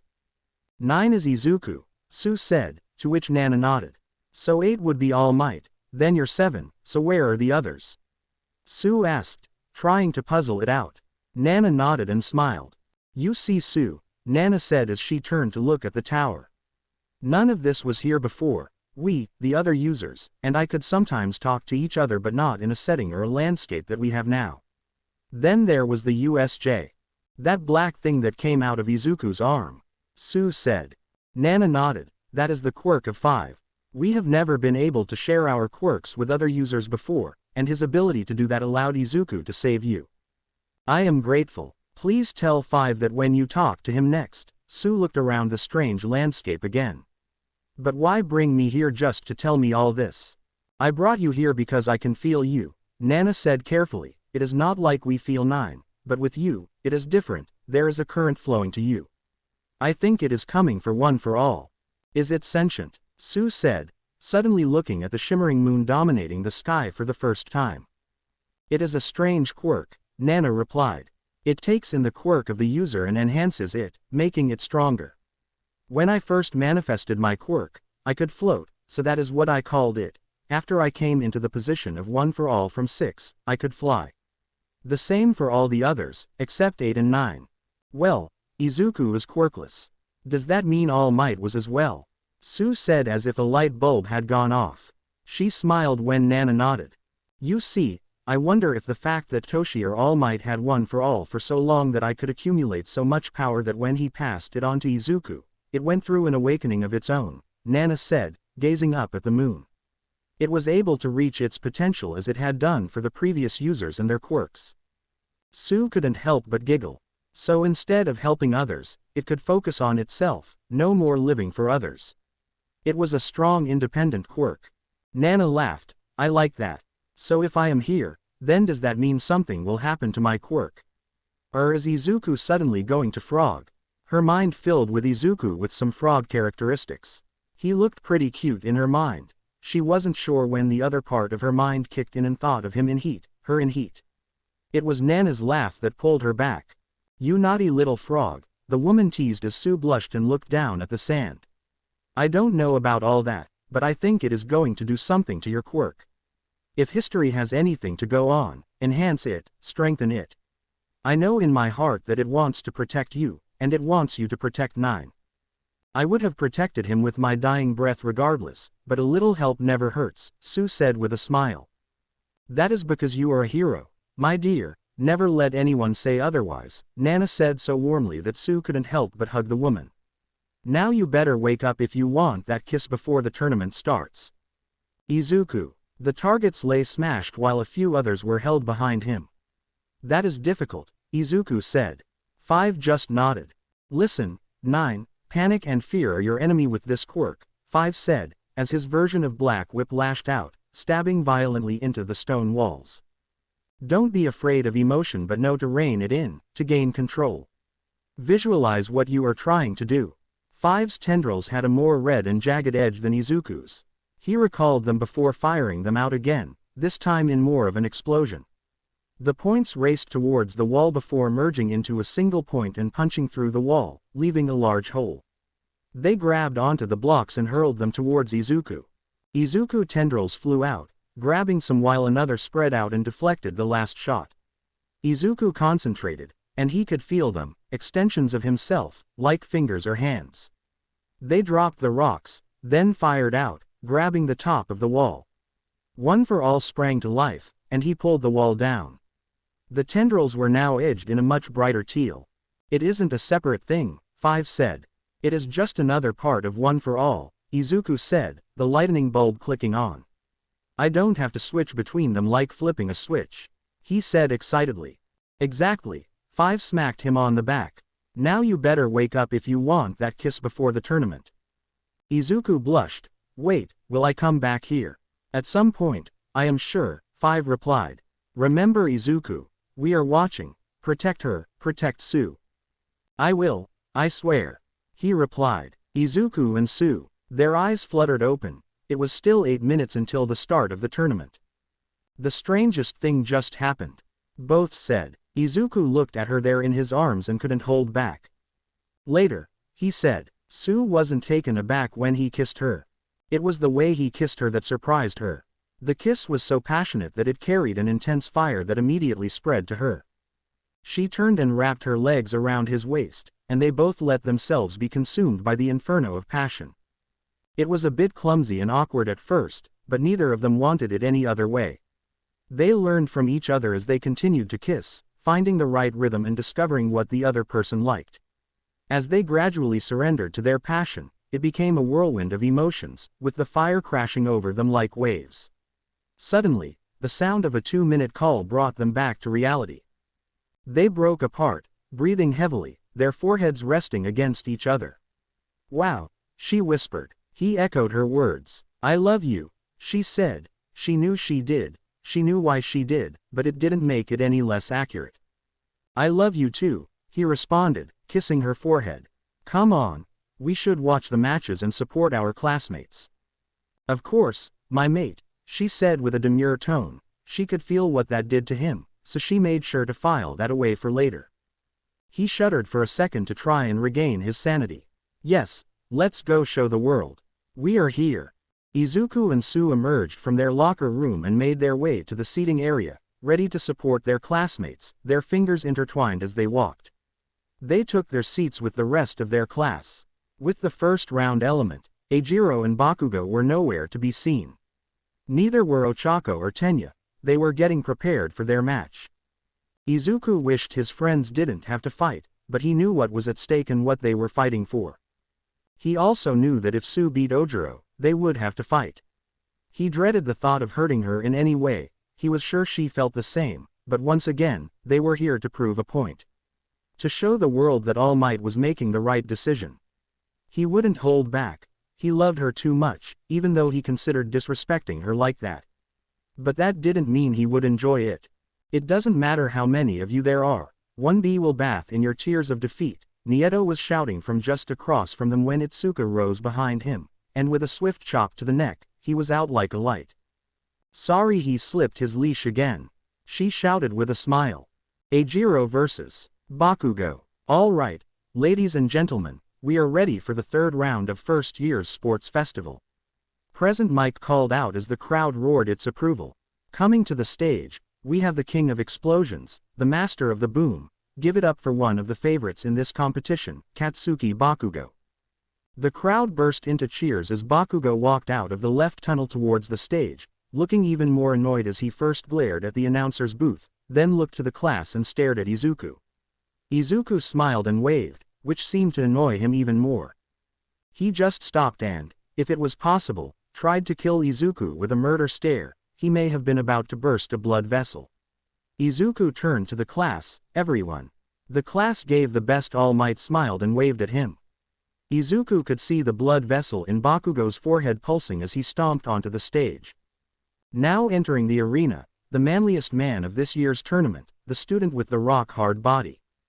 Phrasing. Somebody shouted. What, are we not doing phrasing anymore? I think we should. Give it up for Ojiro Kirashima. The crowd began to cheer as Ojiro stepped out of the tunnel, his class trying to cheer louder than everyone. Mina stood before her class and climbed onto the guard rail. Egro, she shouted, pointing to her friend as punctuation with every syllable. The class followed suit. Egro. She turned her attention to the stands. More people soon started chanting throughout the stadium. Mina was on the screens. She bent down, her hands extended, and started wiggling. Her fingers started low. Ooh oh, she threw her hands up and erupted into cheers. Ojiro had tears in his eyes as he thumped his chest and pointed at Mina. She couldn't stop smiling. Is someone about to have their second attempt at a confession? Toru leaned in and whispered. Mina suddenly went a brilliant shade of lilac. Shut up, Mina said with a playful shove. It's not like that. Kyoka leaned over to Sue. It is totally like that. Sue nodded and smiled. Hey Kyoka, do you want to come hang out tomorrow? Sue asked. Maybe go to the mall. I don't want to be a third wheel. Kyoka replied, raising an eyebrow. No, just us, maybe the other girls, Sue replied. Izuku promised to take me on a date, so I want to get something nice, ribbit. Okay, I'm in, Kyoka said. She leaned back in her seat, her head tilted back. Momo. The heiress looked startled and then leaned over. Kyoka stared into the big black eyes, and her heart skipped a beat. Yes, Kyoka, Momo responded in a friendly and soft voice. Mall trip tomorrow, us girls you in, Kyoka managed. Momo lit up like a Christmas tree, her eyes sparkled, and excited meep escaped her lips. Her hands came up and by her mouth like a chipmunk, and she just nodded. Too damn cute, Kyoka thought. All right, boys, and this goes for the girls to compete later. Here are the rules. You can win by forcing your opponent out of the ring with both feet touching the grass, verbally submitting, or if they cannot continue. Use of lethal force is forbidden and will result in your immediate forfeiture of the match. When the match is called, you will stop all actions immediately. Midnight stood on an elevated platform. Now remember why you are here, why you are doing this. Shake hands and do your best. Ojiro and Bakugo shook hands and then stepped back. Fight. Bakugo's hand came up as he fired off a two-handed explosion, but Ojiro immediately went to the side and rushed in. Bakugo went to fire again as he moved backward, but Ojiro went airborne. He activated his quirk on his arms, head, and upper torso, blocking the attack. With his momentum, he managed to tackle Bakugo around the waist. He was pinning Bakugo's arms to his side. Bakugo turned his palms on Ojiro's sides and fired, but there was no effect. Ojiro quickly landed an elbow on Bakugo's temple. His hand engaged his quirk on his arm, and the jagged point created a gash across Bakugo's forehead and bounced his head off the pavement, stunning him. He managed to take his arm that was no longer pinned as another forearm shot fell. He grunted in pain from the impact. Bakugo got his legs free and trapped Ojiro's legs, keeping him from advancing his position, bringing his bruised arm up and around the back of Ojiro's head and pulling him down. He turned his face to the side, made sure to have the palm near Ojiro's head, and fired off an explosion. He telegraphed his attack in hopes that Ojiro's right side would soften. As soon as he felt it, he fired off another shot. Ojiro's grunt of pain was enough for Bakugo to get his legs underneath Ojiro and push him off. He scrambled to his feet, blood coming down his face, making it hard to see from one side. "Come on Eiji, you can do it," Mina screamed. The crowd was roaring for the start of the match, and Ojiro pushed off and tried to close the distance. Bakugo surprised everyone by placing his arms behind his back and launching to meet his attacker. Bakugo came in with a knee strike as Ojiro's face and arms hardened, ready to take the impact and maybe drop Bakugo. Bakugo fired off another explosion at the last second, this time straight down, sending him flipping over Ojiro's head. As he went over the top, he repositioned and fired a shot into Ojiro's lower back, sending him crashing down. A wicked grin crossed Bakugo's face, and he went at Ojiro. As he came down, he fired two blasts, one at the back of Ojiro's leg and the other at the back of his head. "Ojiro is in trouble," Izuku said, leaning forward. "Bakugo has figured out he can't harden every part of his body." "He is smart," Momo muttered. "I wish he had a better personality, he could be a good classmate." "Yeah, but Ojiro isn't done yet," Mina said, her hands clenched into fists in her lap. Bakugo continued his assault, firing again at two places, hoping to weaken Ojiro further. Ojiro yelled in pain and frustration as he swung an elbow back as hard as he could, catching Bakugo in the ribs. Both boys heard a crack. As Bakugo fell off holding his side, Ojiro rolled and tried to push off, but he stumbled, giving Bakugo a chance to recover. Ojiro hardened the skin around the injury on his leg as an improvised brace. He pushed forward, closing the distance. Bakugo let loose a large explosion, blowing off Ojiro's top and revealing his muscled chest to the crowd. "That was a huge explosion, but why?" Shiro asked, wondering, leaning forward. "It didn't do much damage. He did it to expose Ojiro's skin," Ojiro said as he snapped his fingers. "This way, he can see where Ojiro is defending easier." "That was smart," Denki added. "I don't like Ojiro's chances." He said the last part quietly, not wanting to upset Mina, who was still trying to encourage Ojiro. Ojiro gritted his teeth and charged in.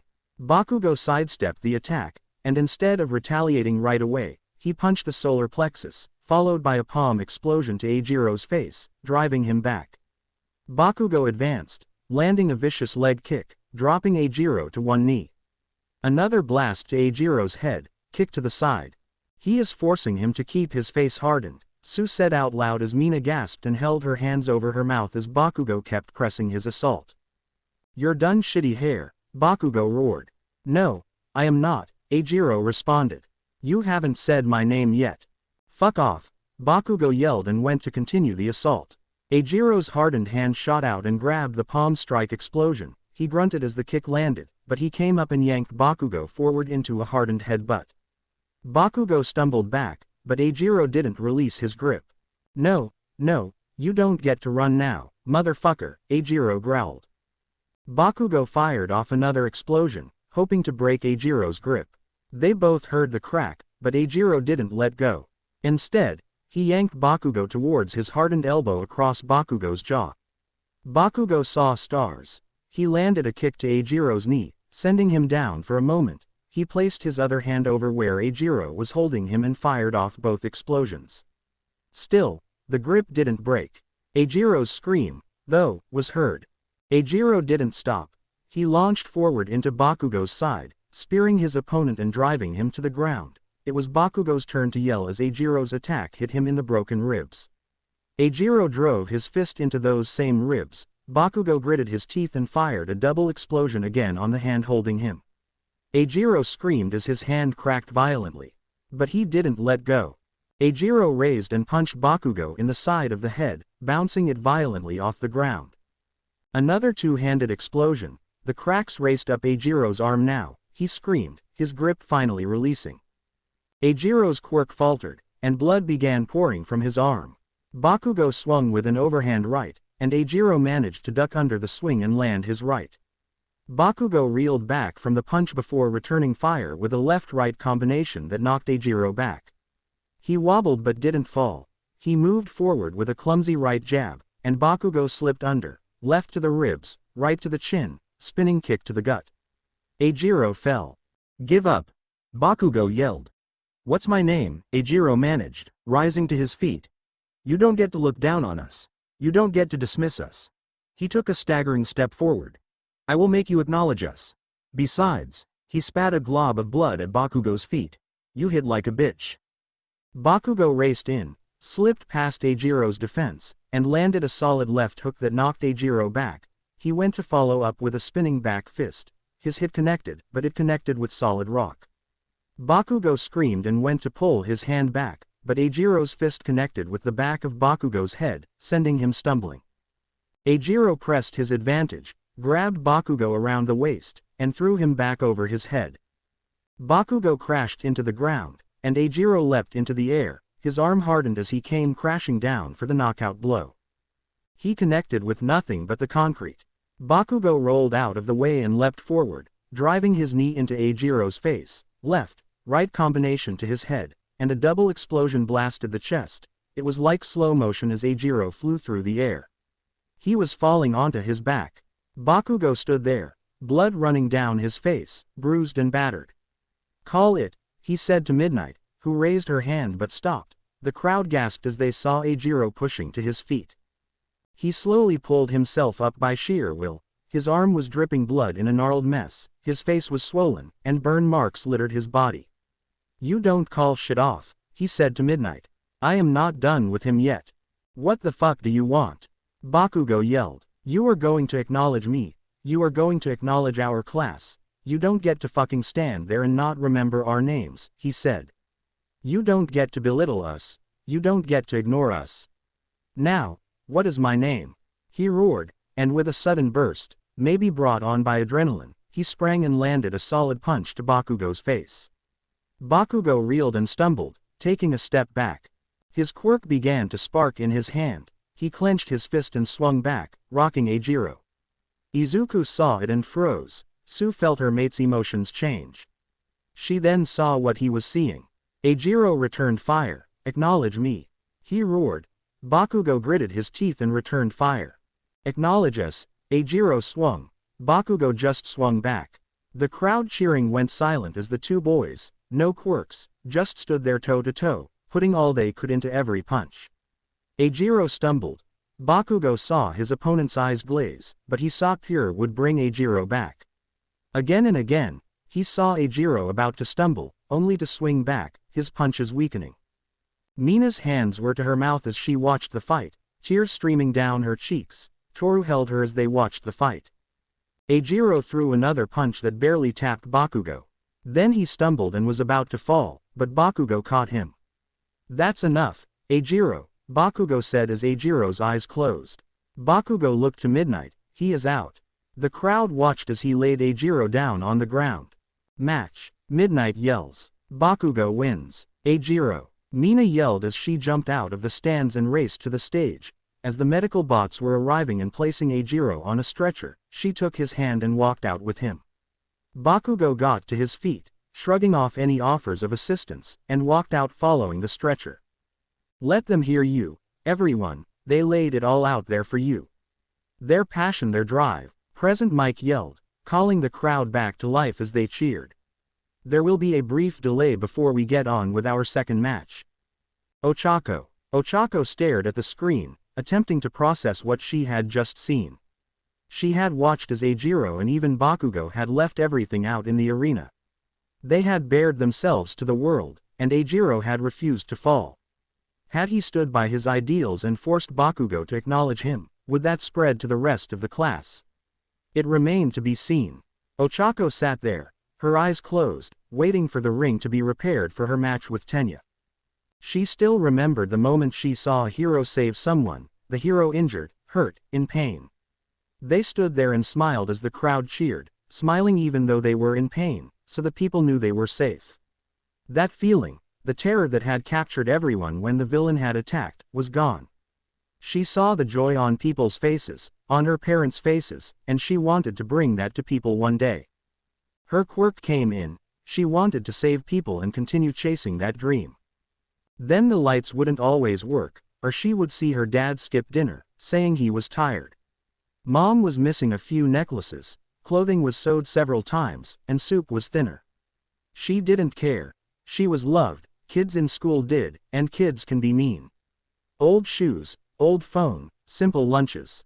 As she got older, she realized that her quirk could elevate her parents' company, alleviate that strain, and replace the fake smiles she saw them wear with real ones. Then they told her no, that it was not for her to sacrifice her dreams for them, it was for them to sacrifice for her. They had their dream, and their dream was hers. Watching her grow and dream, and their continued dream was watching her chase hers. They wanted to see her achieve her dream. If they could see that, then it was all worth it. So she chased her dream, and then a piece of rubble almost ended that dream. They all turned away from her cries, all except him. He arrived in a flash. Those green eyes looked down at her and told her everything would be okay. The same boy she had saved from tripping at the gates was now here to save her. Her heart skipped a beat. He freed her, saved her from the zero-pointer, and stole her heart. She had to save him when she saw him falling. She couldn't let him fall after he saved her. Then, like a true hero, she puked in front of him, stupid quirk. When she saw him again, she thought the universe was giving her a second chance, but she was too late. But he was still excellent. The battle trials, the USJ, the speech after All Mights, the announcement, outside class, the training. Again and again, she had told him her feelings. She didn't want to let them poison her feelings for him. She wished they were together, sharing that cake, but not every dream comes true.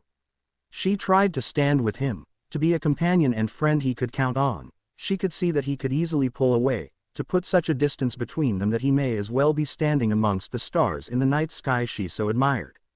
But All Might had retired for all of them, and she wasn't about to let Izuku run off alone. She knew Sue wouldn't allow it, and neither would she. She would step on that stage and lay it all out there, like Ojiro, Bakugo, and all her classmates would. She wanted to stand with them and say, "We are here," but she wanted to make sure they knew she was here. She clenched her fist. It was time to chase a slightly modified dream. She would ensure that her name was mentioned in the history books decades from now. She heard the buzzer summoning her to the arena. Now, entering the ring, we have the girl that gravity can't hold, my personal favorite to win this whole thing, Ochako Uraraka. Ochako walked out to the cheers of the crowd. She waved. Looking at her class, she saw Izuku there cheering for her, and Sue was also cheering. She took a deep breath. It was time to show the world her resolve. Tenya. He sat watching Ojiro and Bakugo's match. He saw the interest, the resolve. Each was pushing for their future, fighting for the tomorrow they wanted. Tenya closed his eyes and wondered what was the future he wanted. It had been so clear before the entrance exam. It was simple, it had been laid out when he was born. He was a legacy, destined to follow his brother's steps to join the Ingenum Agency. He was happy to do so, giddy to do so, to join his brother and the over 60 sidekicks. He had never doubted his purpose or his resolve till the entrance exam.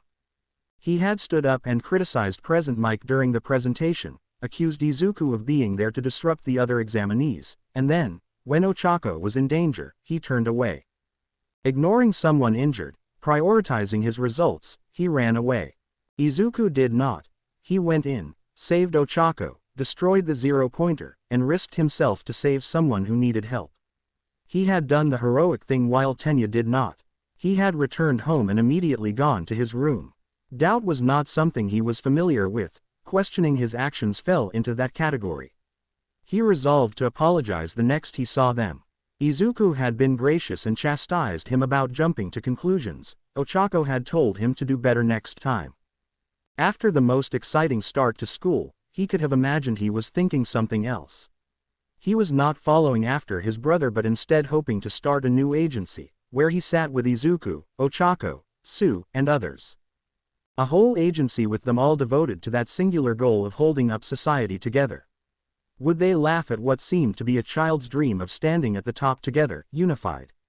He had been so sure, but now he was experiencing turmoil. How would his family react? He saw the passion displayed by Ojiro and even by Bakugo. When he heard Bakugo acknowledge Ojiro, it helped to strengthen Tenya's new dream. If he had the will to persevere, he could also make his desires a reality. He made his way to the entrance. After hearing Ochako's introduction, he watched as she stepped out and smiled. She waved to their class and the crowd, but when she looked back at the arena, there was no smile. Her gaze was fierce, and her determination almost radiated out from her. She had something she was fighting for as well. He would meet her on that stage, ready to show the world his resolve. And her opponent, the man who never met a speed limit he liked, the speedster of 1A Tenya Iida. Tenya frowned, wondering how present Mike knew such a fact. Izuku and Su. Su leaned over, kissing his cheek. I am going to get ready for my match. Do you want me to come? He asked. No, stay and cheer for our friends. I want to make sure that I give Ojiro my full attention. He deserves it. She got up as Ojiro had just walked down the stairs. Cheer for me. With all my heart, he responded. Both cheeks turned a bit pink as she walked away. Ochako versus Tenya. They stepped to the center of the stage and bumped fists, wishing each other luck. Tenya returned to the edge of the stage while Ochako took a few steps back to the start position. Begin. Midnight yelled. Tenya's quirk rushed to life as he raced straight toward her. He figured she would try to negate his gravity, so he had to be careful. She had shown some skill when Ojiro was teaching them hand to hand. He cut his quirk as he came into range and, instead of grabbing her, pushed forward to land a rocket knee on her. Ochako twisted, but it was too fast. She hadn't expected that to be his opening attack. The knee cracked hard into her shoulder, sending her spinning to the side. She tried to reach out and touch him, hoping to activate her quirk on him, but he was by too fast. She tumbled to one knee as he landed, re-engaged his quirk, and rushed at her again. Ochako pushed off and met his charge by spearing him in the chest. Tenya felt his gravity negate. He grunted from the impact, but he heard her protest from the pain as well. As they tumbled to the ground, he slipped his arm around her neck, remembering his grappling training with his brother. She had to move to defend his attack or risk being choked out. She landed a solid shot to his ribs as she tried to secure his position. He tried to catch her legs, but she was too quick and managed to force him to wrap his legs around her waist. He was surprised for a second when she stood up with him. The crowd cheered at what seemed to be a physical foot, but his gravity was negated. He couldn't secure the choke. He couldn't force her to carry his weight. He released his legs from her, and as they swung down, he engaged his quirk, pushing off the ground and carrying them into the air toward the edge of the stage. She twisted her body so he was under her. He quickly released his hold of her head and kicked off towards the ground. He was shocked when he kicked her, and she floated up higher as he went towards the ground. Release, she shouted as they both started to fall to the ground. They rolled as they impacted, attempting to negate some of the damage, and they came to their feet. A quick jab snapped his head back, breaking his glasses. He managed to see her right hand swinging at him in an attempt to get him with her quirk again. He ducked under and dropped to the ground, sweeping out her legs. She fell down in a heap, and he continued with the spin, firing his quirk to land a strong kick. Ochako, saw the accelerated kick coming. She managed to get her arms up to block her head, but she felt the impact, and something cracked. The force of the kick still sent tumbling away. She rolled, getting her feet, as he moved into attack again. She steps away from his spinning sidekick, following it up with a punch to his head and shove to the back. His gravity negated, and he began to float away. Tenya was in trouble. He was spinning and floating just off the ground. He quickly fired his quirk, stabilizing his spin, and fired again, pushing himself to the ground.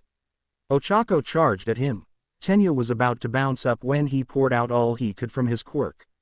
Blue flames erupted from the exhaust ports on his legs. Recipro burst. He burst forward so fast that he crashed right into Ochako, sending them both flying backward. Her head collided with his nose, breaking it and making his eyes water. He felt her suddenly stop and roll back. Tenya tried to grab her arms as her foot came under him, but her sudden stop and momentum shift were too much. He went tumbling into the air. His recipro burst was still active, so he spun head over heels until gravity reasserted itself and crashed into the grass. Ochako Uraraka wins. The announcement rang out. Tenya let his forehead touch the ground for a moment, but he pushed to his feet. He wiped the blood from his face, and he saw Ochako stumble up from a deep gouge in the stage, maybe 5 feet from the edge. She held her arm close to her body. He walked over and raised her uninjured arm to signify her victory. "Good job, Ochako," he said as they walked off the stage towards the medical wing. "I didn't know you could do that. I figured it out with Izuku's help during training. I hoped to save it for later, but that blue flame speed thing caught me off guard." She smiled. "Sorry about your nose. Sorry about your arm," he replied. Suddenly, they both burst out laughing. "Win this thing. I want to brag how the winner of the sports festival is the person I lost to and my friend." "You got it," she replied as they stepped inside the medical wing. Ochako and Tenya walked off the field to cheer side by side, both smiling. They both went to seek treatment from Recovery Girl. Ochako had to stay in the infirmary to rest before her next match as she had fractured her forearm from blocking Tenya's kick. Tenya had only broken her nose so that she could leave immediately. He walked over to Ochako and smiled at his friend.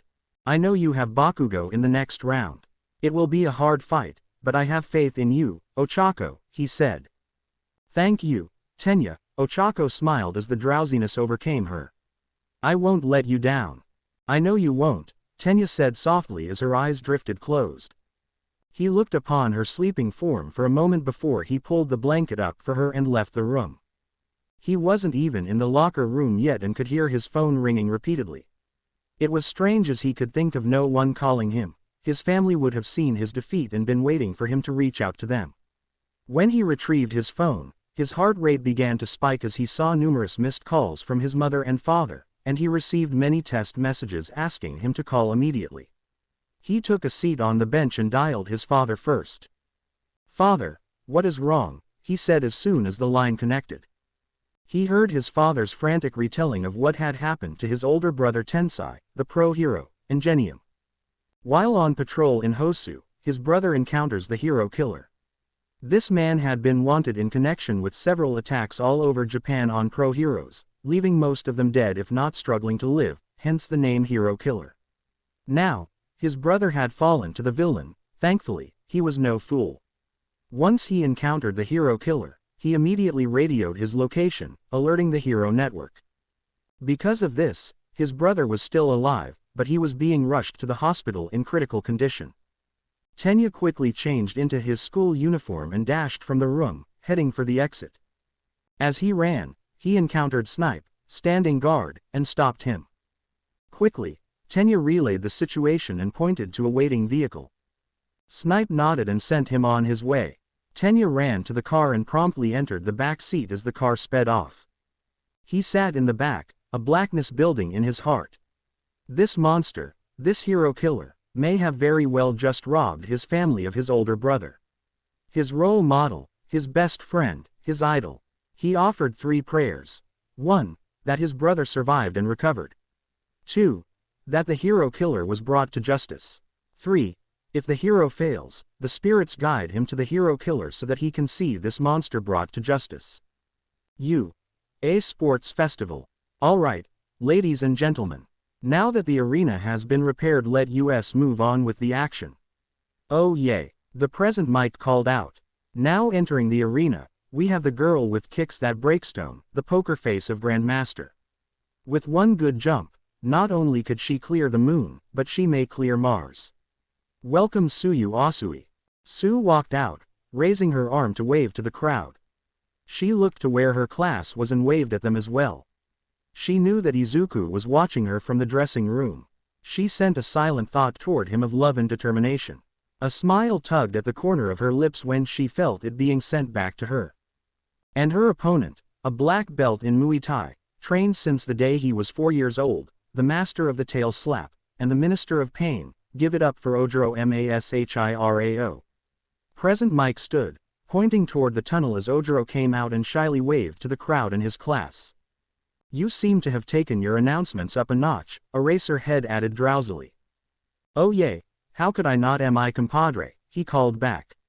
When you dear students are out there laying it all on the line for the world, I need to do the same. Wowee zowie. Alright, kiddies, you know the rules, Midnight said as the two combatants stood in the arena. Keep it clean, and give it your all. Sue and Ojiro nodded as Midnight stepped back. They bowed to each other and took their fighting stances, Ojiro in a traditional Muay Thai stance and Sue dropping into a crouch, slightly swaying from side to side, her arms moving in the same rhythmic motion. Begin. Sue's hand touched the ground as her tongue lashed out in a low strike at Ojiro's legs. He launched into the air with the aid of his tail towards her, spinning overhead as his tail came down to crush her. Sue deftly rolled to her side as the tail slam landed, cracking the arena floor. Her tongue had not been retracted yet as she planted her hand and landed a solid kick to his side, sending him stumbling. He rolled with the impact and gritted his teeth, springing back into attack.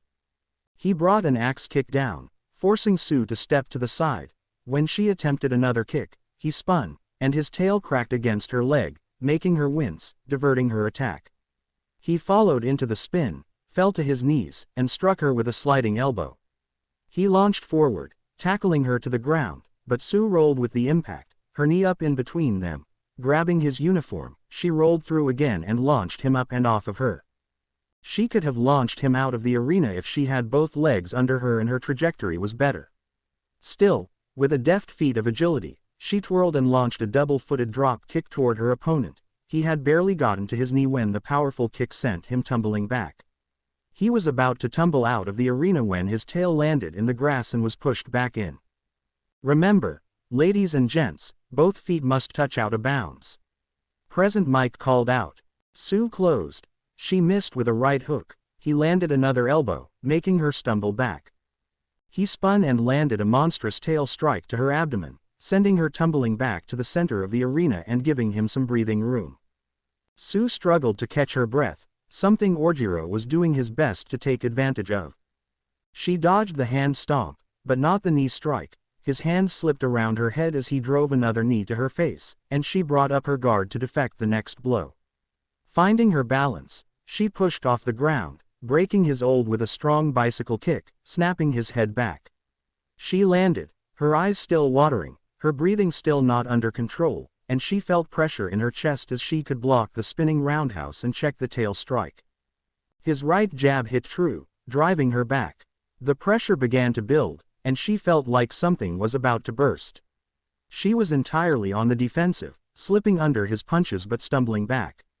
The pressure was building, it felt like her heart was being squeezed. She avoided another attack and managed to flip over the top of him, landing a kick to his back and sending him tumbling as she struggled to her feet, fighting against the pressure in her chest. She staggered to her feet. Ojiro had turned to re-engage, and she saw him propel himself forward with his tail. It was then it all slowed down. She could see the ground crack beneath him, the fragments of concrete flying into the air. The pressure was intense and nearly overwhelming, and then it just exploded seemingly from pressure. As it did, it wasn't painful, it was hot, it was the warmth that washed over her from her core to every inch of her body. This gentle coolness suddenly enveloped her body. She could see a layer of moisture spreading down her arms. The blue sky above her was no more, the sun was gone. Instead, the strange green borealis from the dream realm were swirling above her. Her heart thumped, and the borealis pulsed in time. As it beat, she felt her muscles pulsing with strength, her wounds, she could feel them closing, healing. She watched in almost stunned silence when Ojiro closed the distance like he was moving through molasses. When he closed and threw a feint with the elbow, she saw him turn, and his tail came whipping around towards her. Sue leapt over the tail, landing a leaping kick to Ojiro's jaw. She twisted in midair and brought her leg crashing down, driving him to the ground. He threw an uppercut to drive her back. She slipped to the right and landed a lightning-fast 1-2 combination. Then, a knee strike sent him airborne. She spun and landed a kick to his gut that launched him out of the ring. Ojiro thought he had her on the ropes, but then she hit another gear. One moment, she was there, and the next, she was just gone. She moved effortlessly past his attacks. Her punches seemed as hard as her kicks at the beginning of the match. Then, when she landed her kicks this time, he was nearly knocked unconscious from the first strike. He didn't even see the knee strike that lifted him off his feet, nor did he register that he was flying out of the ring as the force of the blows didn't register right away. When they did, he was unconscious when he hit the ground. Winner. Midnight called out. Suyu Asui win. Present Mike echoed. The green celestial body was gone, only the sun shining down on her face. She could still feel the sheen coating her body. She looked and saw that Ojiro wasn't moving. She leapt to his side. Ojiro, she said, concerned. When he groaned, she felt relieved that she hadn't hurt him too badly. She waited with him till the medical bots came and took him away. As she walked down the tunnel towards Izuku's locker room, she saw Shoto standing just inside the tunnel. You better tell Izuku not to underestimate me, he said. Says the one who was underestimating everyone else, Sue called back as she walked down the hall. When she got to his locker room, she opened the door and let out a small eep of surprise when he pulled her into his arms suddenly. Her surprise quickly dissipated in the heated kiss he planted on her. You looked so amazing out there, he said when they broke apart. It was like you went into a whole different gear. We need to talk about that after your match, Sue said, kissing him again. Go out there and don't hold back. He needs to know that he can't go at this 50% and expect to succeed. I will make you proud, he said. They took each other's hands as they exited the locker room. However, as they walked toward the arena's entrance, they saw Endeavor waiting. I hope you give my Shoto a good fight. So obviously, your wife has the ice quirk, and you did something that made him hate your guts so he won't use his fire, Izuku said, cutting off the number 2 hero. I am going out there to hopefully wake him up, not for you but for him. How dare you? Endeavor stomped forward. Izuku moved in front of Sue. No, Endeavor, how dare you? Izuku said, his nerves calmed by Sue holding his hand. What did you do to make him like this? You are going to be late to the stage, young Midoriya, the All Might's voice said, filling the tunnel. Hello, Endeavor. Izuku nodded to All Might as he and Sue left. Once they were away, Izuku leaned up against the wall. What the hell was I thinking? He said. You were wondering about your tolerance to fire, Sue said with a smile as she kissed his cheek. You're courageous, my mate. Stupid but very brave. Go out there and make me proud. Izuku closed his eyes and refocused before he removed his hand from her and headed down the tunnel to his first match. Shoto Todoroki vs. Izuku Midoriya. Now, ladies and gentlemen, entering the arena, the young man with ice as cold as the Arctic Circle, one of this year's favorites, the son of the number 2 hero in the country, Shoto Todoroki. Shoto grimaced when he heard his father's name mentioned as he walked out of the tunnel. He didn't wave or smile. Instead, he stared at the other tunnel. He would show Midoriya, his father, and the world that he would become the next number 1 hero through the force of his ice alone. And his opponent, quickly becoming a crowd favorite, the master of disaster, the young man Who stood before the world and shouted. Chants of, "We are here," began to fill the arena. Izuku Midoriya. Present Mike called out as the audience broke into cheers. Izuku smiled and waved to the crowd in the student section. Shoto could feel his anger rising at how relaxed and carefree Izuku was. He watched as Izuku smiled and seemingly soaked in the cheers. His opponent had this calmness, not a hint that he was walking into a fight. He may have been out walking in the park. You two know the rules. Do you have any questions? Midnight asked. They shook their heads and stepped back, and she raised her hand to the sky. Begin. Shoto immediately stomped his foot on the ground. He would destroy Izuku in one move. In what could only be described as an avalanche of ice, it exploded from where he had made contact with the stage. The attack was so sudden that Midnight was forced to jump back out of range to avoid being consumed. The mountain peak rose above the stadium. The radius threatened to hit the stands as the temperature in the area plummeted. Class 1A flinched back from the display, and Sue felt her body temperature immediately drop. Her mutation made her susceptible to the cold. She wavered in her seat but felt someone steady her. Looking to her side, she saw Mineta was the one who had kept her in her seat. Cold, she managed to say. Kyoka immediately went to her friend and hugged her to try to warm her up. Momo sprang into action, dropping a large, thick blanket over them. Damn, I thought Izuku would put up a better fight than that, Denki said. It isn't over yet, Mezzo replied calmly. The students looked at the frozen arena. A hush had fallen over the stadium. Shoto smirked, looking over to Midnight, waiting for her to call the match. A thin layer of frost already clung to his body, and icicles had formed in his hair from the display. Midnight looked to see if the attack had incapacitated Izuku, and everyone heard it. There was a massive thud against the ice, and then a large crack ran up the center of the spire, then again and again. Detroit smash echoed throughout the arena as the glacier exploded in the center. The crowd erupted as standing there, his hand damaged, was Izuku Midoriya. The exploding ice glinted all around him as flashes of the cameras went off. Holy fuck, Zero shouted as the rest of 1A broke into cheers. 1B sat stunned. Even Nito was speechless at the display before him. Your son's display is rather impressive, All Might said as he stood across from Endeavor in the entrance tunnel. It seems he is about to freeze over. One would wonder why he doesn't use his fire. Because he is a fool, Endeavor growled. I see you have inspired another fool. I hope to have inspired more than one, All Might said, his trademark smile causing Endeavor to grind his teeth. Tell me something, Endeavor. Has it been worth it? All Might pushed off the wall. Has what been worth it? He responded. Destroying your son in some pursuit in the vain pursuit of taking a title bestowed upon me by the public, All Might replied. You couldn't claim the crown when I slowed down. Now, the only way you will claim it is when I step aside. Enjoy your reign for the next few years. He turned and walked away down the tunnel. Don't you walk away from me, All Might. Endeavor roared. Don't you walk away. You should be used to it by now, All Might called over his shoulder. I bet Shoto is the first of your children to do so. Izuku looked at his hand and flexed it a few times. Good, nothing broken, he smiled. Not good enough. You better try harder. Shoto growled as another wave of ice appeared much smaller than the first displayed. Izuku braced, raised his hand, and flicked his finger. Air Force Shockwave, he called out as the blast of air raced forward, shattering the wave of ice and forcing Shoto to stumble back. I learned that one at the USJ. Again, another attack came his way, and Izuku stopped it in its tracks. Sorry, not sorry, Izuku said as his body was suddenly enveloped in green, lightening to the crowd's roar. Shoto couldn't even track him when suddenly Izuku was right in front of him. Told you 50% wasn't going to cut it.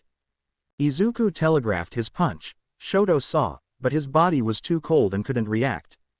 A right hook to the gut landed like a bomb, driving all the air from Shoto's lungs. Left elbow to the temple followed, knee the face lifted him off his feet. Izuku leapt into the air, spun, and landed a kick to Shoto's back, driving him onto the arena floor with such force that the concrete cracked, and he bounced into the air. Izuku came down with a punch to the back of Shoto's head, turning out the lights as Shoto fell to the ground unconscious. Match winner, Izuku Midoriya. Midnight called out, and the crowd was stunned at how fast the fight had ended. Shivering, Sue let out a cheer, sparking Class 1A, sparking the student section, and then the crowd roaring to life. Izuku raised his fist into the air in the all-familiar signature All Might pose as the crowd started to chant, "We are here." Izuku walked off stage. In the tunnel, he saw Endeavor standing there stunned. You were right. He can be amazing. One of the best, Izuku said as he walked past him. Hopefully, that beatdown taught him that going into this halfway isn't going to cut it. Izuku was about to enter the infirmary when the door flew open, and out stomped Bago. I don't know where that came from, but you better not throw the match against your girlfriend. After I beat Round Cheeks, I am going to destroy you. He said as they came shoulder to shoulder. If, Izuku smirked, shouldering past Bakugo. If you make it past Ochako, we can discuss it. Try to be brave all you want. Deku, I am going to kick your ass, Bakugo growled as he stomped off. Recovery Girl looked at him, raising an eyebrow. What did you break this time? Nothing, I think, Izuku smiled. Just tore some muscles. My hand is sore. Maybe I cracked something. The best part was when his shivering girlfriend climbed into his lap, wrapped in a blanket, and snuggled in. Recovery Girl called him over to do an exam. She was happy to see that he was relatively unharmed. With a few gummies and a kiss on the hand, she sent him on his way as the unconscious Shoto was brought in. Izuku quickly returned to the stands to his class's congratulations. The best part was when his shivering girlfriend climbed into his lap, wrapped in a blanket, and snuggled in. He rested his head on hers as her contented ribbits drifted to his ears. You stole my kick, she whispered out. That is going to cost you hot chocolate and 10 kisses. Yes, ma'am, he responded, grinning foolishly. Itsuka Kendo vs. Fumikage Tokoyami. Now entering the arena, the girl with the slap that could knock you into next week, the mistress of the body punch, the SULTUN of slap representing Class 1B Itsuka Kendo. Present Mike's introduction roared through the arena as Itsuka blushed and stepped out of the tunnel. 1B shall claim its first victory of the tournament. Bow down and grovel, and we may spare you complete and total humiliation. Nieto yelled as he was halfway over the wall separating the two classes, a manic look in his eyes. Setsuna rose behind him like a movie monster. Nito froze in terror as he looked over his shoulder. What did I tell you, Nito? Set said, her voice cold and menacing. Setsuna, I am sorry, Nieto said in a panic. He looked to 1A and stretched out his hand pleadingly. Save me. Don't let her take me. Setsuna's hand floated over and stroked his cheek. Remember what happened last time I had to chase you down? Nito began to sob quietly as he was pulled back over the wall. 1A saw him hoisted up by Jirota and taken off down the tunnel. They heard his screams echoing off the walls until he suddenly went silent. What the fuck was that? Zero said. And her opponent, he once spent a year in the dark to understand its nature, the 2-for-1 special. The man WHO destroyed my D&D campaign in one session, Fumikage Tokoyami and his dark twin Dark Shadow. Is that why we found you crying in the dark last week? Eraserhead asked. I don't know what you are talking about. Present Mike retorted. Fumi walked out with his head down in embarrassment, but Dark Shadows was playing to the crowd as they made their way to the arena. Fumi and Itsuka shook hands before they assumed their positions. Begin. Midnight called out. Itsuka raced forward as Dark Shadow did the same, his talon-shaped hands extended toward the girl. Itsuka extended her hands like she planned to meet the attack. Instead, he dove to the side. Rolling to her feet, she pushed off toward Fumi. Fumi looked panicked as Dark Shadow turned to defend his brother. Itsuka slipped under a wild claw strike from Dark Shadow and pushed off into a Superman punch, her fist enlarging as she flew forward. Itsuka saw Fumi's face turn from panic to smirk as her enlarged fist obscured him from view. Fumi slid to the side and dove forward, spearing Itsuka out of the air. Itsuka grabbed a hold of Fumi with her other arm as they crashed to the ground, ready to tear him off. Suddenly, Dark Shadow was absorbed back into Fumi's body and exploded out of his back, breaking her grip. She got her other hand up to block the overhand smash from Dark Shadow. Fumi reared back and dropped down as hard as he could, driving his fist into her stomach. She went to strike back, only for Dark Shadow to pin her hands down to the ground as Fumi moved into a crude mount and started to land undisciplined but unblocked blows to her face. Itsuka managed to land a knee strike to his back, driving him forward, then she went to headbutt him, causing both of their eyes to water. Fumi kept landing blows. Itsuka rolled to protect her face, trying to struggle free of Dark Shadow. However, the sentient quirk wasn't bound by normal human physiology, so it twisted to keep her pinned. More blows rained down, and she could hear Midnight calling for her to do something. She shook Fumi free momentarily, but he leapt and dove a vicious forearm to the back of her head, slamming her face off the ground. She continued to struggle until match winner Fumikage Tokoyami. Midnight called out. Fumi and Dark Shadow immediately released her as she rolled onto her back, her nose bleeding. She lay there for a moment, her arm resting on her face. Fuck, she muttered. When she moved her hand, she saw Dark Shadow and Fumi extending their hand to help her up. With a heavy sigh, she took their hands. She raised his hand in victory as the crowd applauded them as they walked off the stage. Good match, she said, holding a towel to her nose as they entered the tunnel. Thank you. I hope that this does not impede our classes from getting to know each other better, Fumi said. You won fair and square, and I appreciate you not holding back because I am a girl. Some guys get weird about that stuff, Itsuka said. You are training to be a hero the same way we are. To do so would be an insult, Fumi said to Itsuka's smile. Besides, you are damn strong. One punch from you and Fumi would have been in serious trouble, Dark Shadows added, peeking over Fumi's shoulder. Mina had been by Ojiro's side as he lay in the medical wing, watching the fights on the television. Ojiro had woken up just as Fumi's fight began. Damn, I lost, he sighed. Yeah, but you fought hard, Oji, Mina said, helping him sit up. I have never seen you fight like that. I wanted to win, he said, sounding downtrodden. I told myself that I was strong enough to make it to the podium. Strong enough for what? Mina responded. You put up a hell of a fight out there. Bakugo is among the strongest in the class. You took him to the limit. You didn't just stand there while he blasted you, either. You kicked his ass. Hey, Mina, he said hesitantly. I wanted to make it to the podium to prove that I had gotten stronger than I was in school. I wanted to do that to ask if you would consider being my girlfriend. Stupid Ojiro, Mina whispered as she stroked his cheek. I always thought you were strong, even before the dye job. I have almost given up hope that you would ask me. I guess I can be pretty dense sometimes, he whispered. Like a rock, she responded. But you haven't given me an answer, he said nervously. Stupid Ojiro, Mina said, shaking her head. She leaned down and kissed him tenderly. Yes, you dumb rock.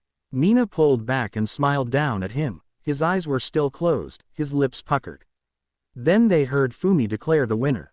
Cheer for me, okay. Mina blushed a lovely shade of lilac as she got to her feet. Give that dumb dinosaur girl what for?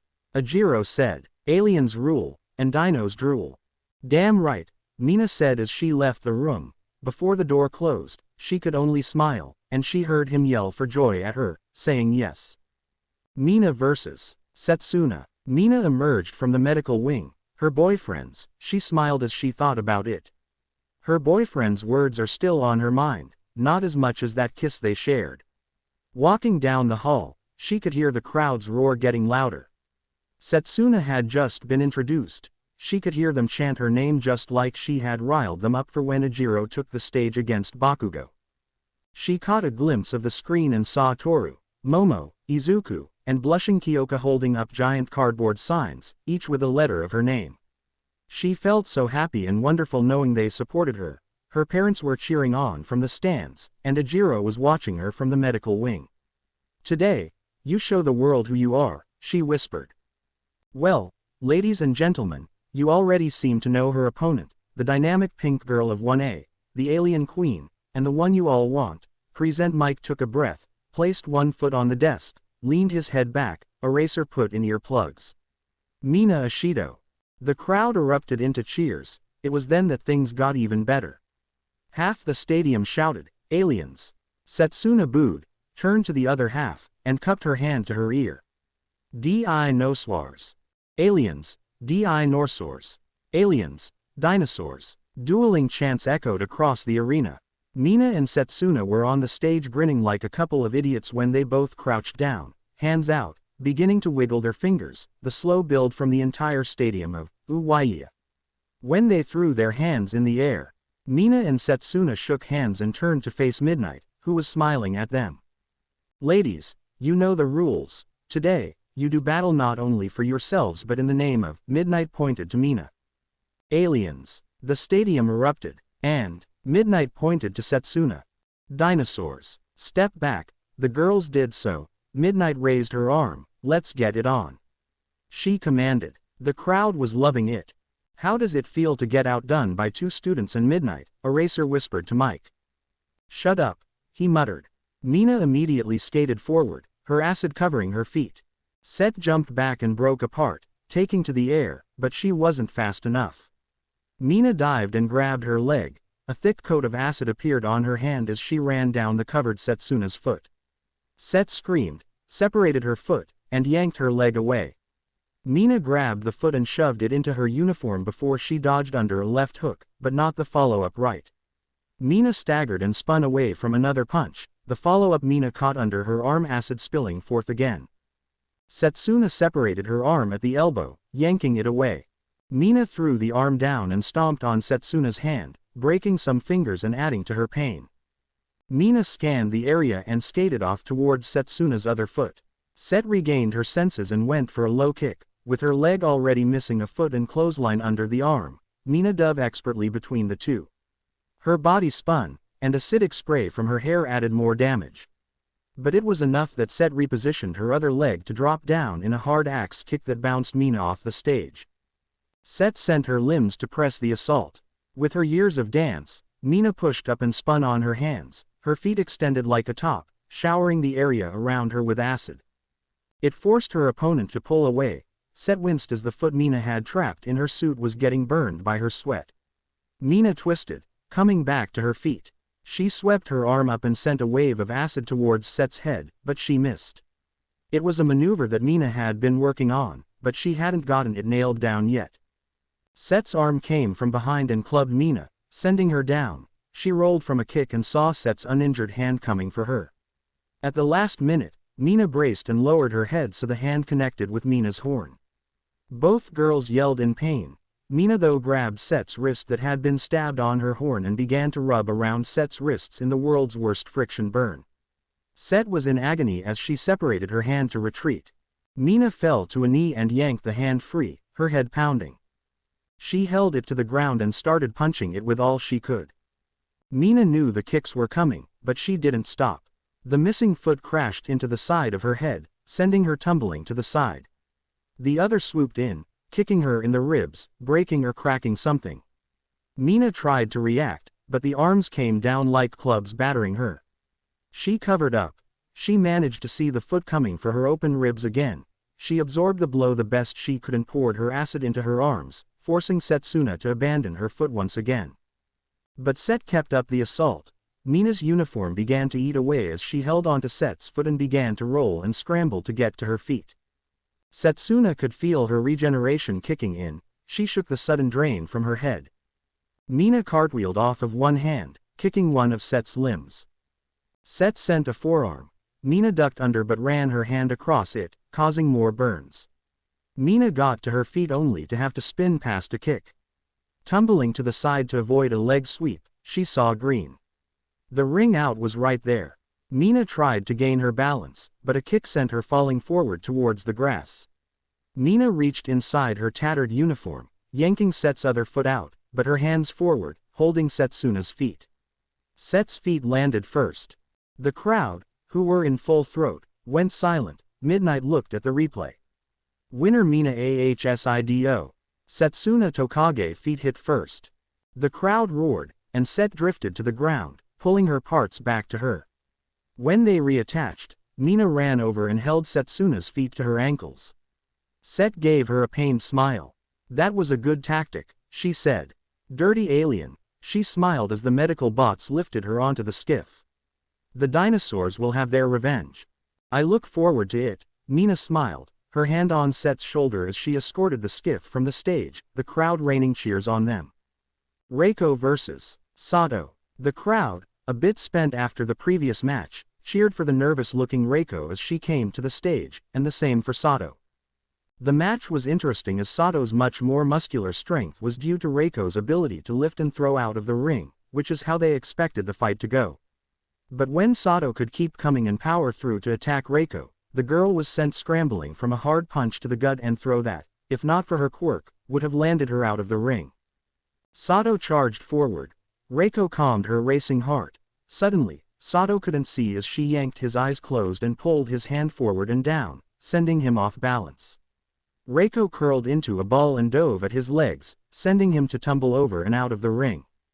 Nito Monoma, the majestic Reiko of 1B has triumphed over your brute, Nito said, half over the barrier. Our first victory but not our last, Kanoko will continue to show our superiority. It is quality over quantity, you sick. A giant hand suddenly fell over his face and yanked him back violently. Sorry, Itsuka called out. They watched as the sounds of a struggle began and whimpering. Then Nito was hoisted over her head, one massive hand holding his arms and the other his legs as he stretched. His screams of freedom could be heard as he was taken down the hall.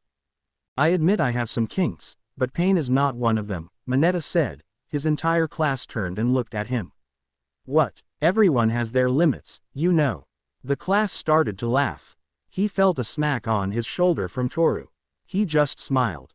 Kanoko vs. Momo. Compared to most other opponents, Kanoko had a solid chance of winning. Momo, on the other hand, created fungicide bombs and threw them around before she drove Kanoko from the stage with some damaging hits from a staff. Ochako vs. Bakugo. Ochako took a deep breath. She had to fight Bakugo. If she won, she would be rewarded with either Su or Izuku. I wonder if they will be able to fight each other. I hope that it doesn't cause them trouble. I want to face Izuku. He is so strong, and how he inspired the class pulled us all together. I want him to know that I am right here by his side. I am not going to be left behind. She looked at Bakugo's name and gritted her teeth. And if I have to go through Bakugo, then so be it. This is the second round.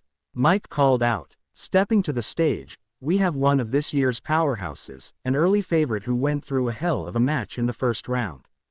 Bakugo grits his teeth when he hears the crowd call Ojiro's name. It didn't matter. He would be left standing after this. Shoto had already fallen flat, so unless Deku took a dive to Croaker, then he would get to beat his ass the next round. And if he did, he would teach his bitch a lesson.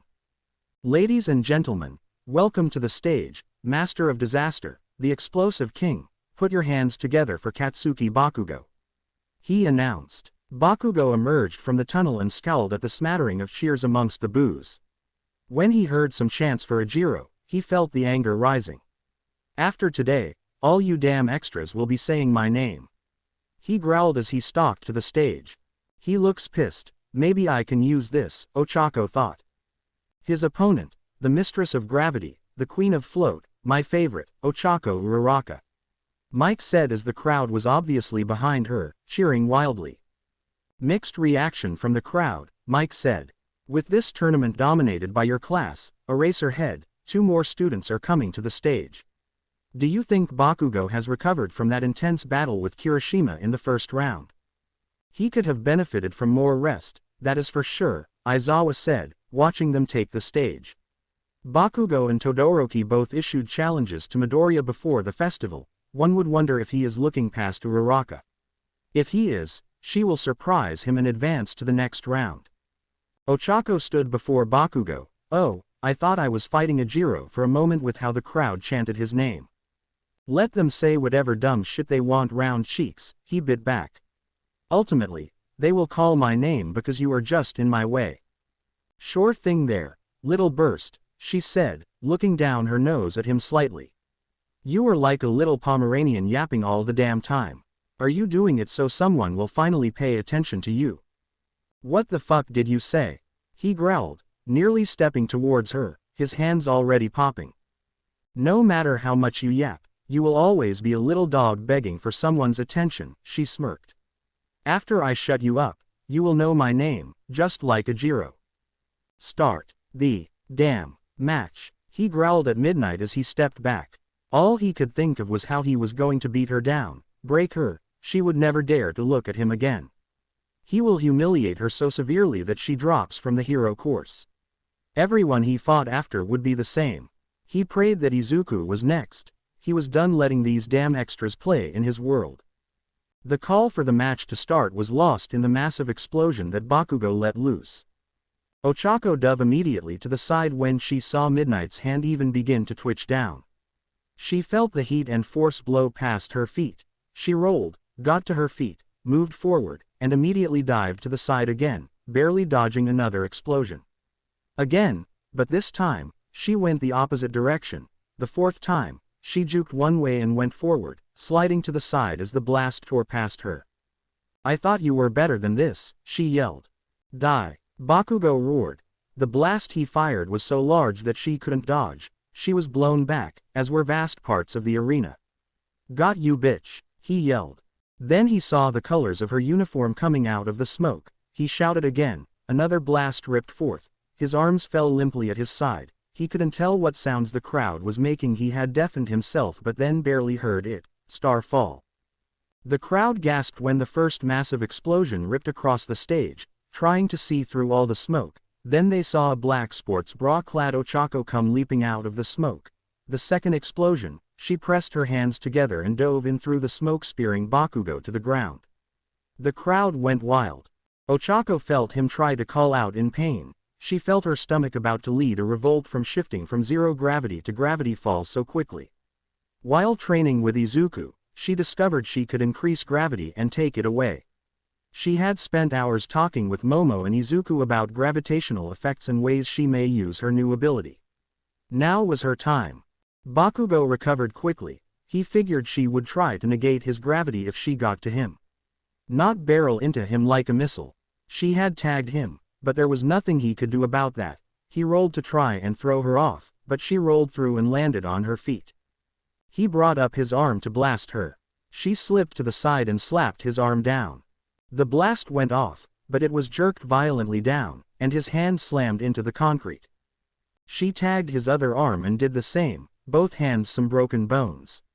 He was forced to a knee. She slid to the side and kicked his knee, driving him down.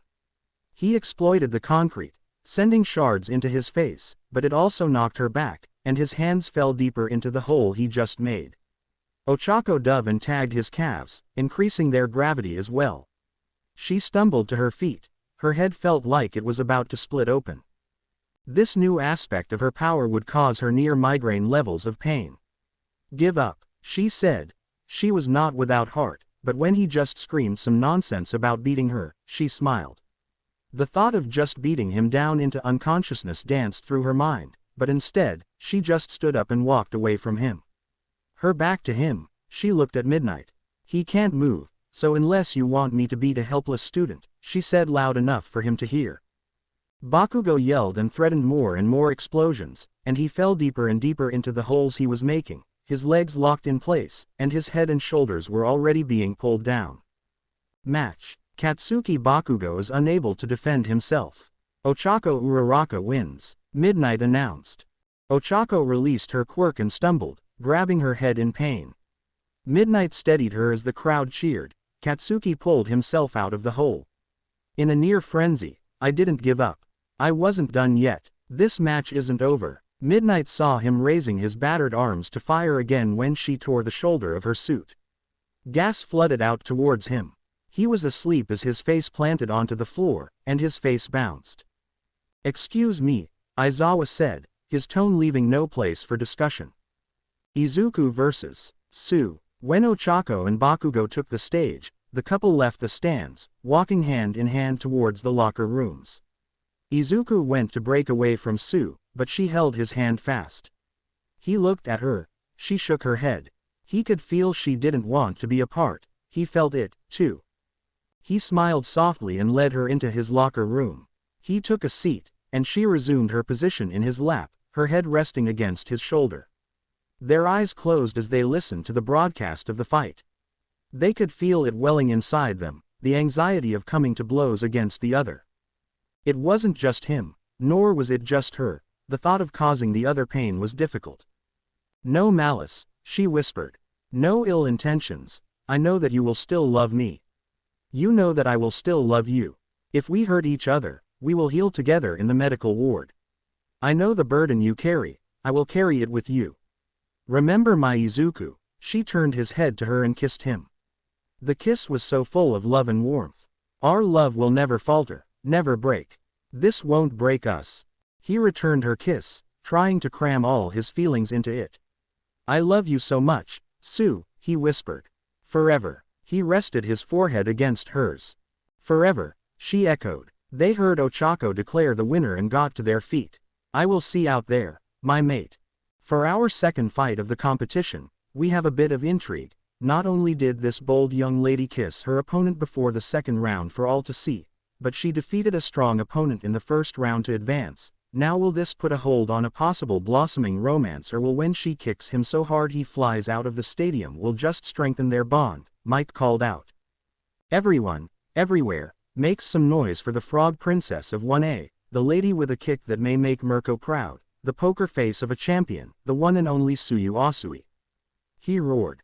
Sue stepped out, smiling, and waved to the crowd for a moment before walking to the stage. As her foot hit the stage, it happened again. The crowd sounded distant, the green borealis snaked across the sky. And she could feel it inside her, whispering to her like gentle waves upon that reflective shore. She listened to the call. It began again at her heart and spread out through her body, like the blood in her veins. It washed through her. Her skin shined with the thin layer of moisture, the camera flashed, and her class was stunned. Her opponent had a stunning victory over another favorite in the first round, the amazing victory we just witnessed, the now heavy favorite for this year's tournament. Ladies and gentlemen, the young man who wants to change the game and the very young man who set the bar for student addresses. Mike was on the desk again. You know his name, I know his name, the heroes know his name. Izuku, Izuku, chants broke out. Izuku Midoriya, Mike roared as the crowd blew up. Izuku smiled and waved. As he saw her on the stage, he could feel and see it. She was different. For example, when she fought Ojiro, he could feel her heart beating. It was as if it was beating next to his. As their hearts began to beat as one, the sound of the crowd faded, the green borealis from the dream world took over the sky, and the green light from the tower was now above him. Never alone, came a whisper. Never will you walk alone. It was so strong and sure that it washed through him. As he stepped onto the stage, it all went back to normal. Sue was staring at him, and he saw her mouth, never alone. They took their starting positions. Their class watched as neither was smiling, with looks of sheer determination and respect. The crowd stomped their feet when the green lightning surrounded his body. I was worried they wouldn't be able to do this, Mineta said. I imagine it must be hard fighting someone you care about. It has to be hard, no doubt, Toru added.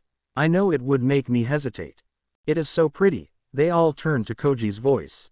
He was staring at them with such admiration. What do you mean, Koji? Denki asked. They are saying so much to each other, he said. I don't hear a thing, Kyoka said, looking to the stage. Body language, Momo said. You can tell what they are saying.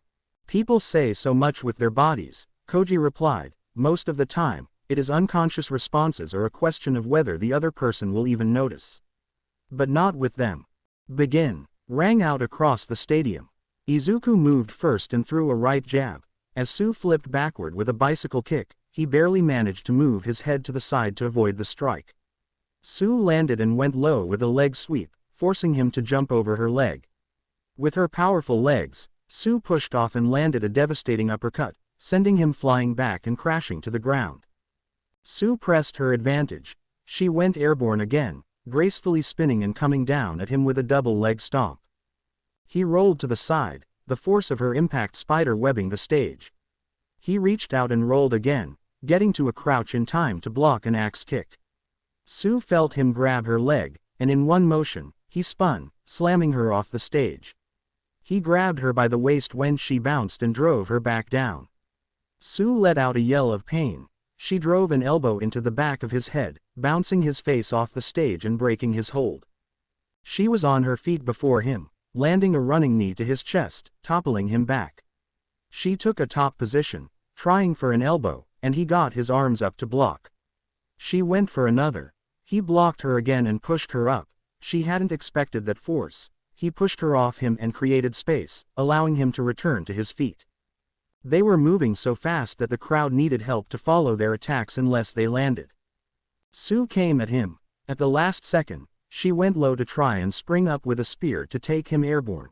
Right as she began to come up, he thrust kicked her right under her jaw, snapping her head back and sending her tumbling back.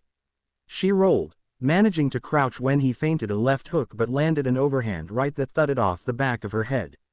She felt him roll over her back. She sprang forward and fired a wild donkey kick that thankfully landed. He turned in time to get his bearings, but she landed a leaping spin kick and followed up with a kick to his midsection, then tried to land a crisp hit to his jaw. But his arm came up and blocked the shot. his counter jab snapped her head back. The right to the body lifted her off her feet. He followed through with the momentum, pulling her up and over his head, slamming her down. He tried to land a downward right, but she deflected it. Her legs came back out of nowhere, hooking him around the shoulders and yanking him over the top of her. In a mesmerizing feat, she rolled with the maneuver and had a mounted position with his arms trapped under her power legs. Her punches rained down on him. Izuku pushed one for all higher, kept up with Sue still holding his arms, and slammed her down, breaking her hold and shattering the stage under them. She was still conscious and tried to fight him off while he advanced.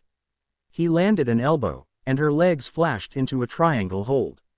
Again, he lifted her. The crowd held its breath momentarily. She cranked, hoping to take him out, but he slammed her down again, and her world went black. He didn't even hear Midnight declare him the winner, the scrambled cradling her into his arms. Oblivious to the cameras on them, a few tears ran down his face as he softly touched her cheek, whispering her name. The silent arena watched as her eyes slowly opened, her hand coming to his cheek as they tenderly kissed.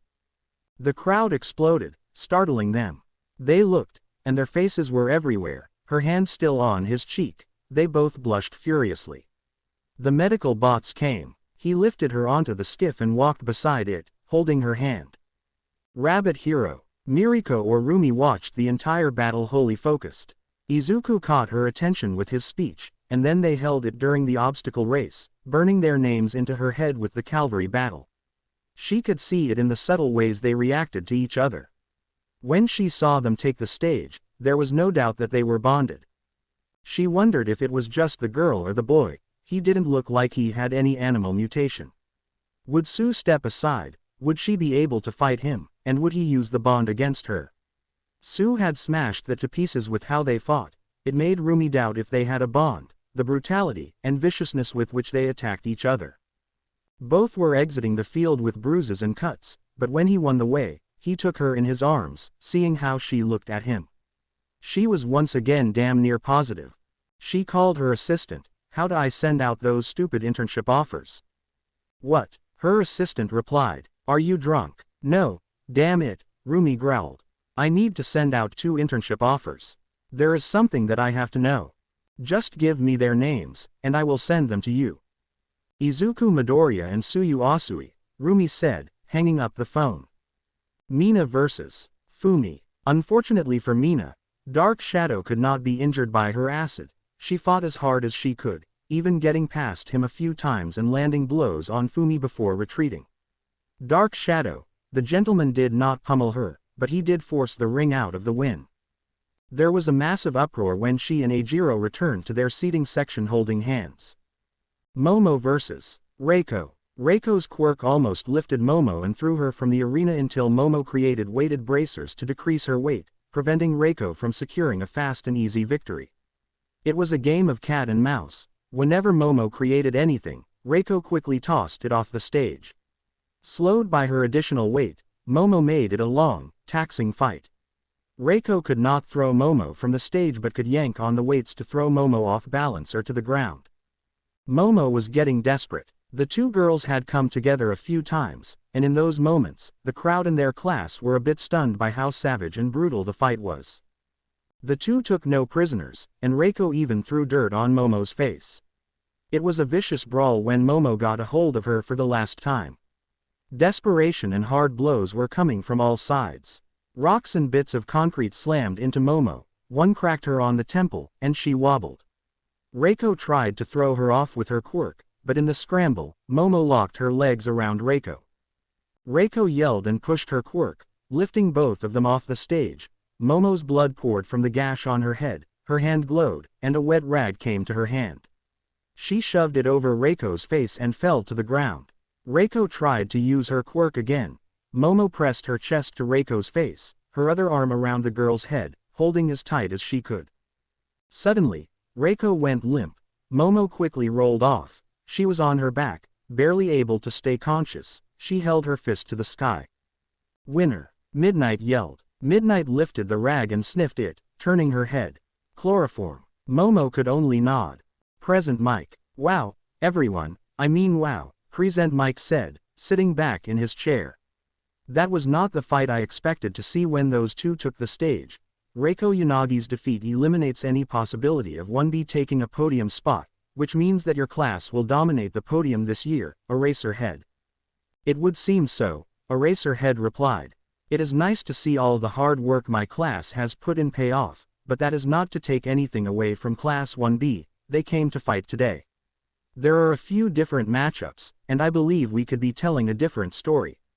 They should be congratulated. Well said, Mike added.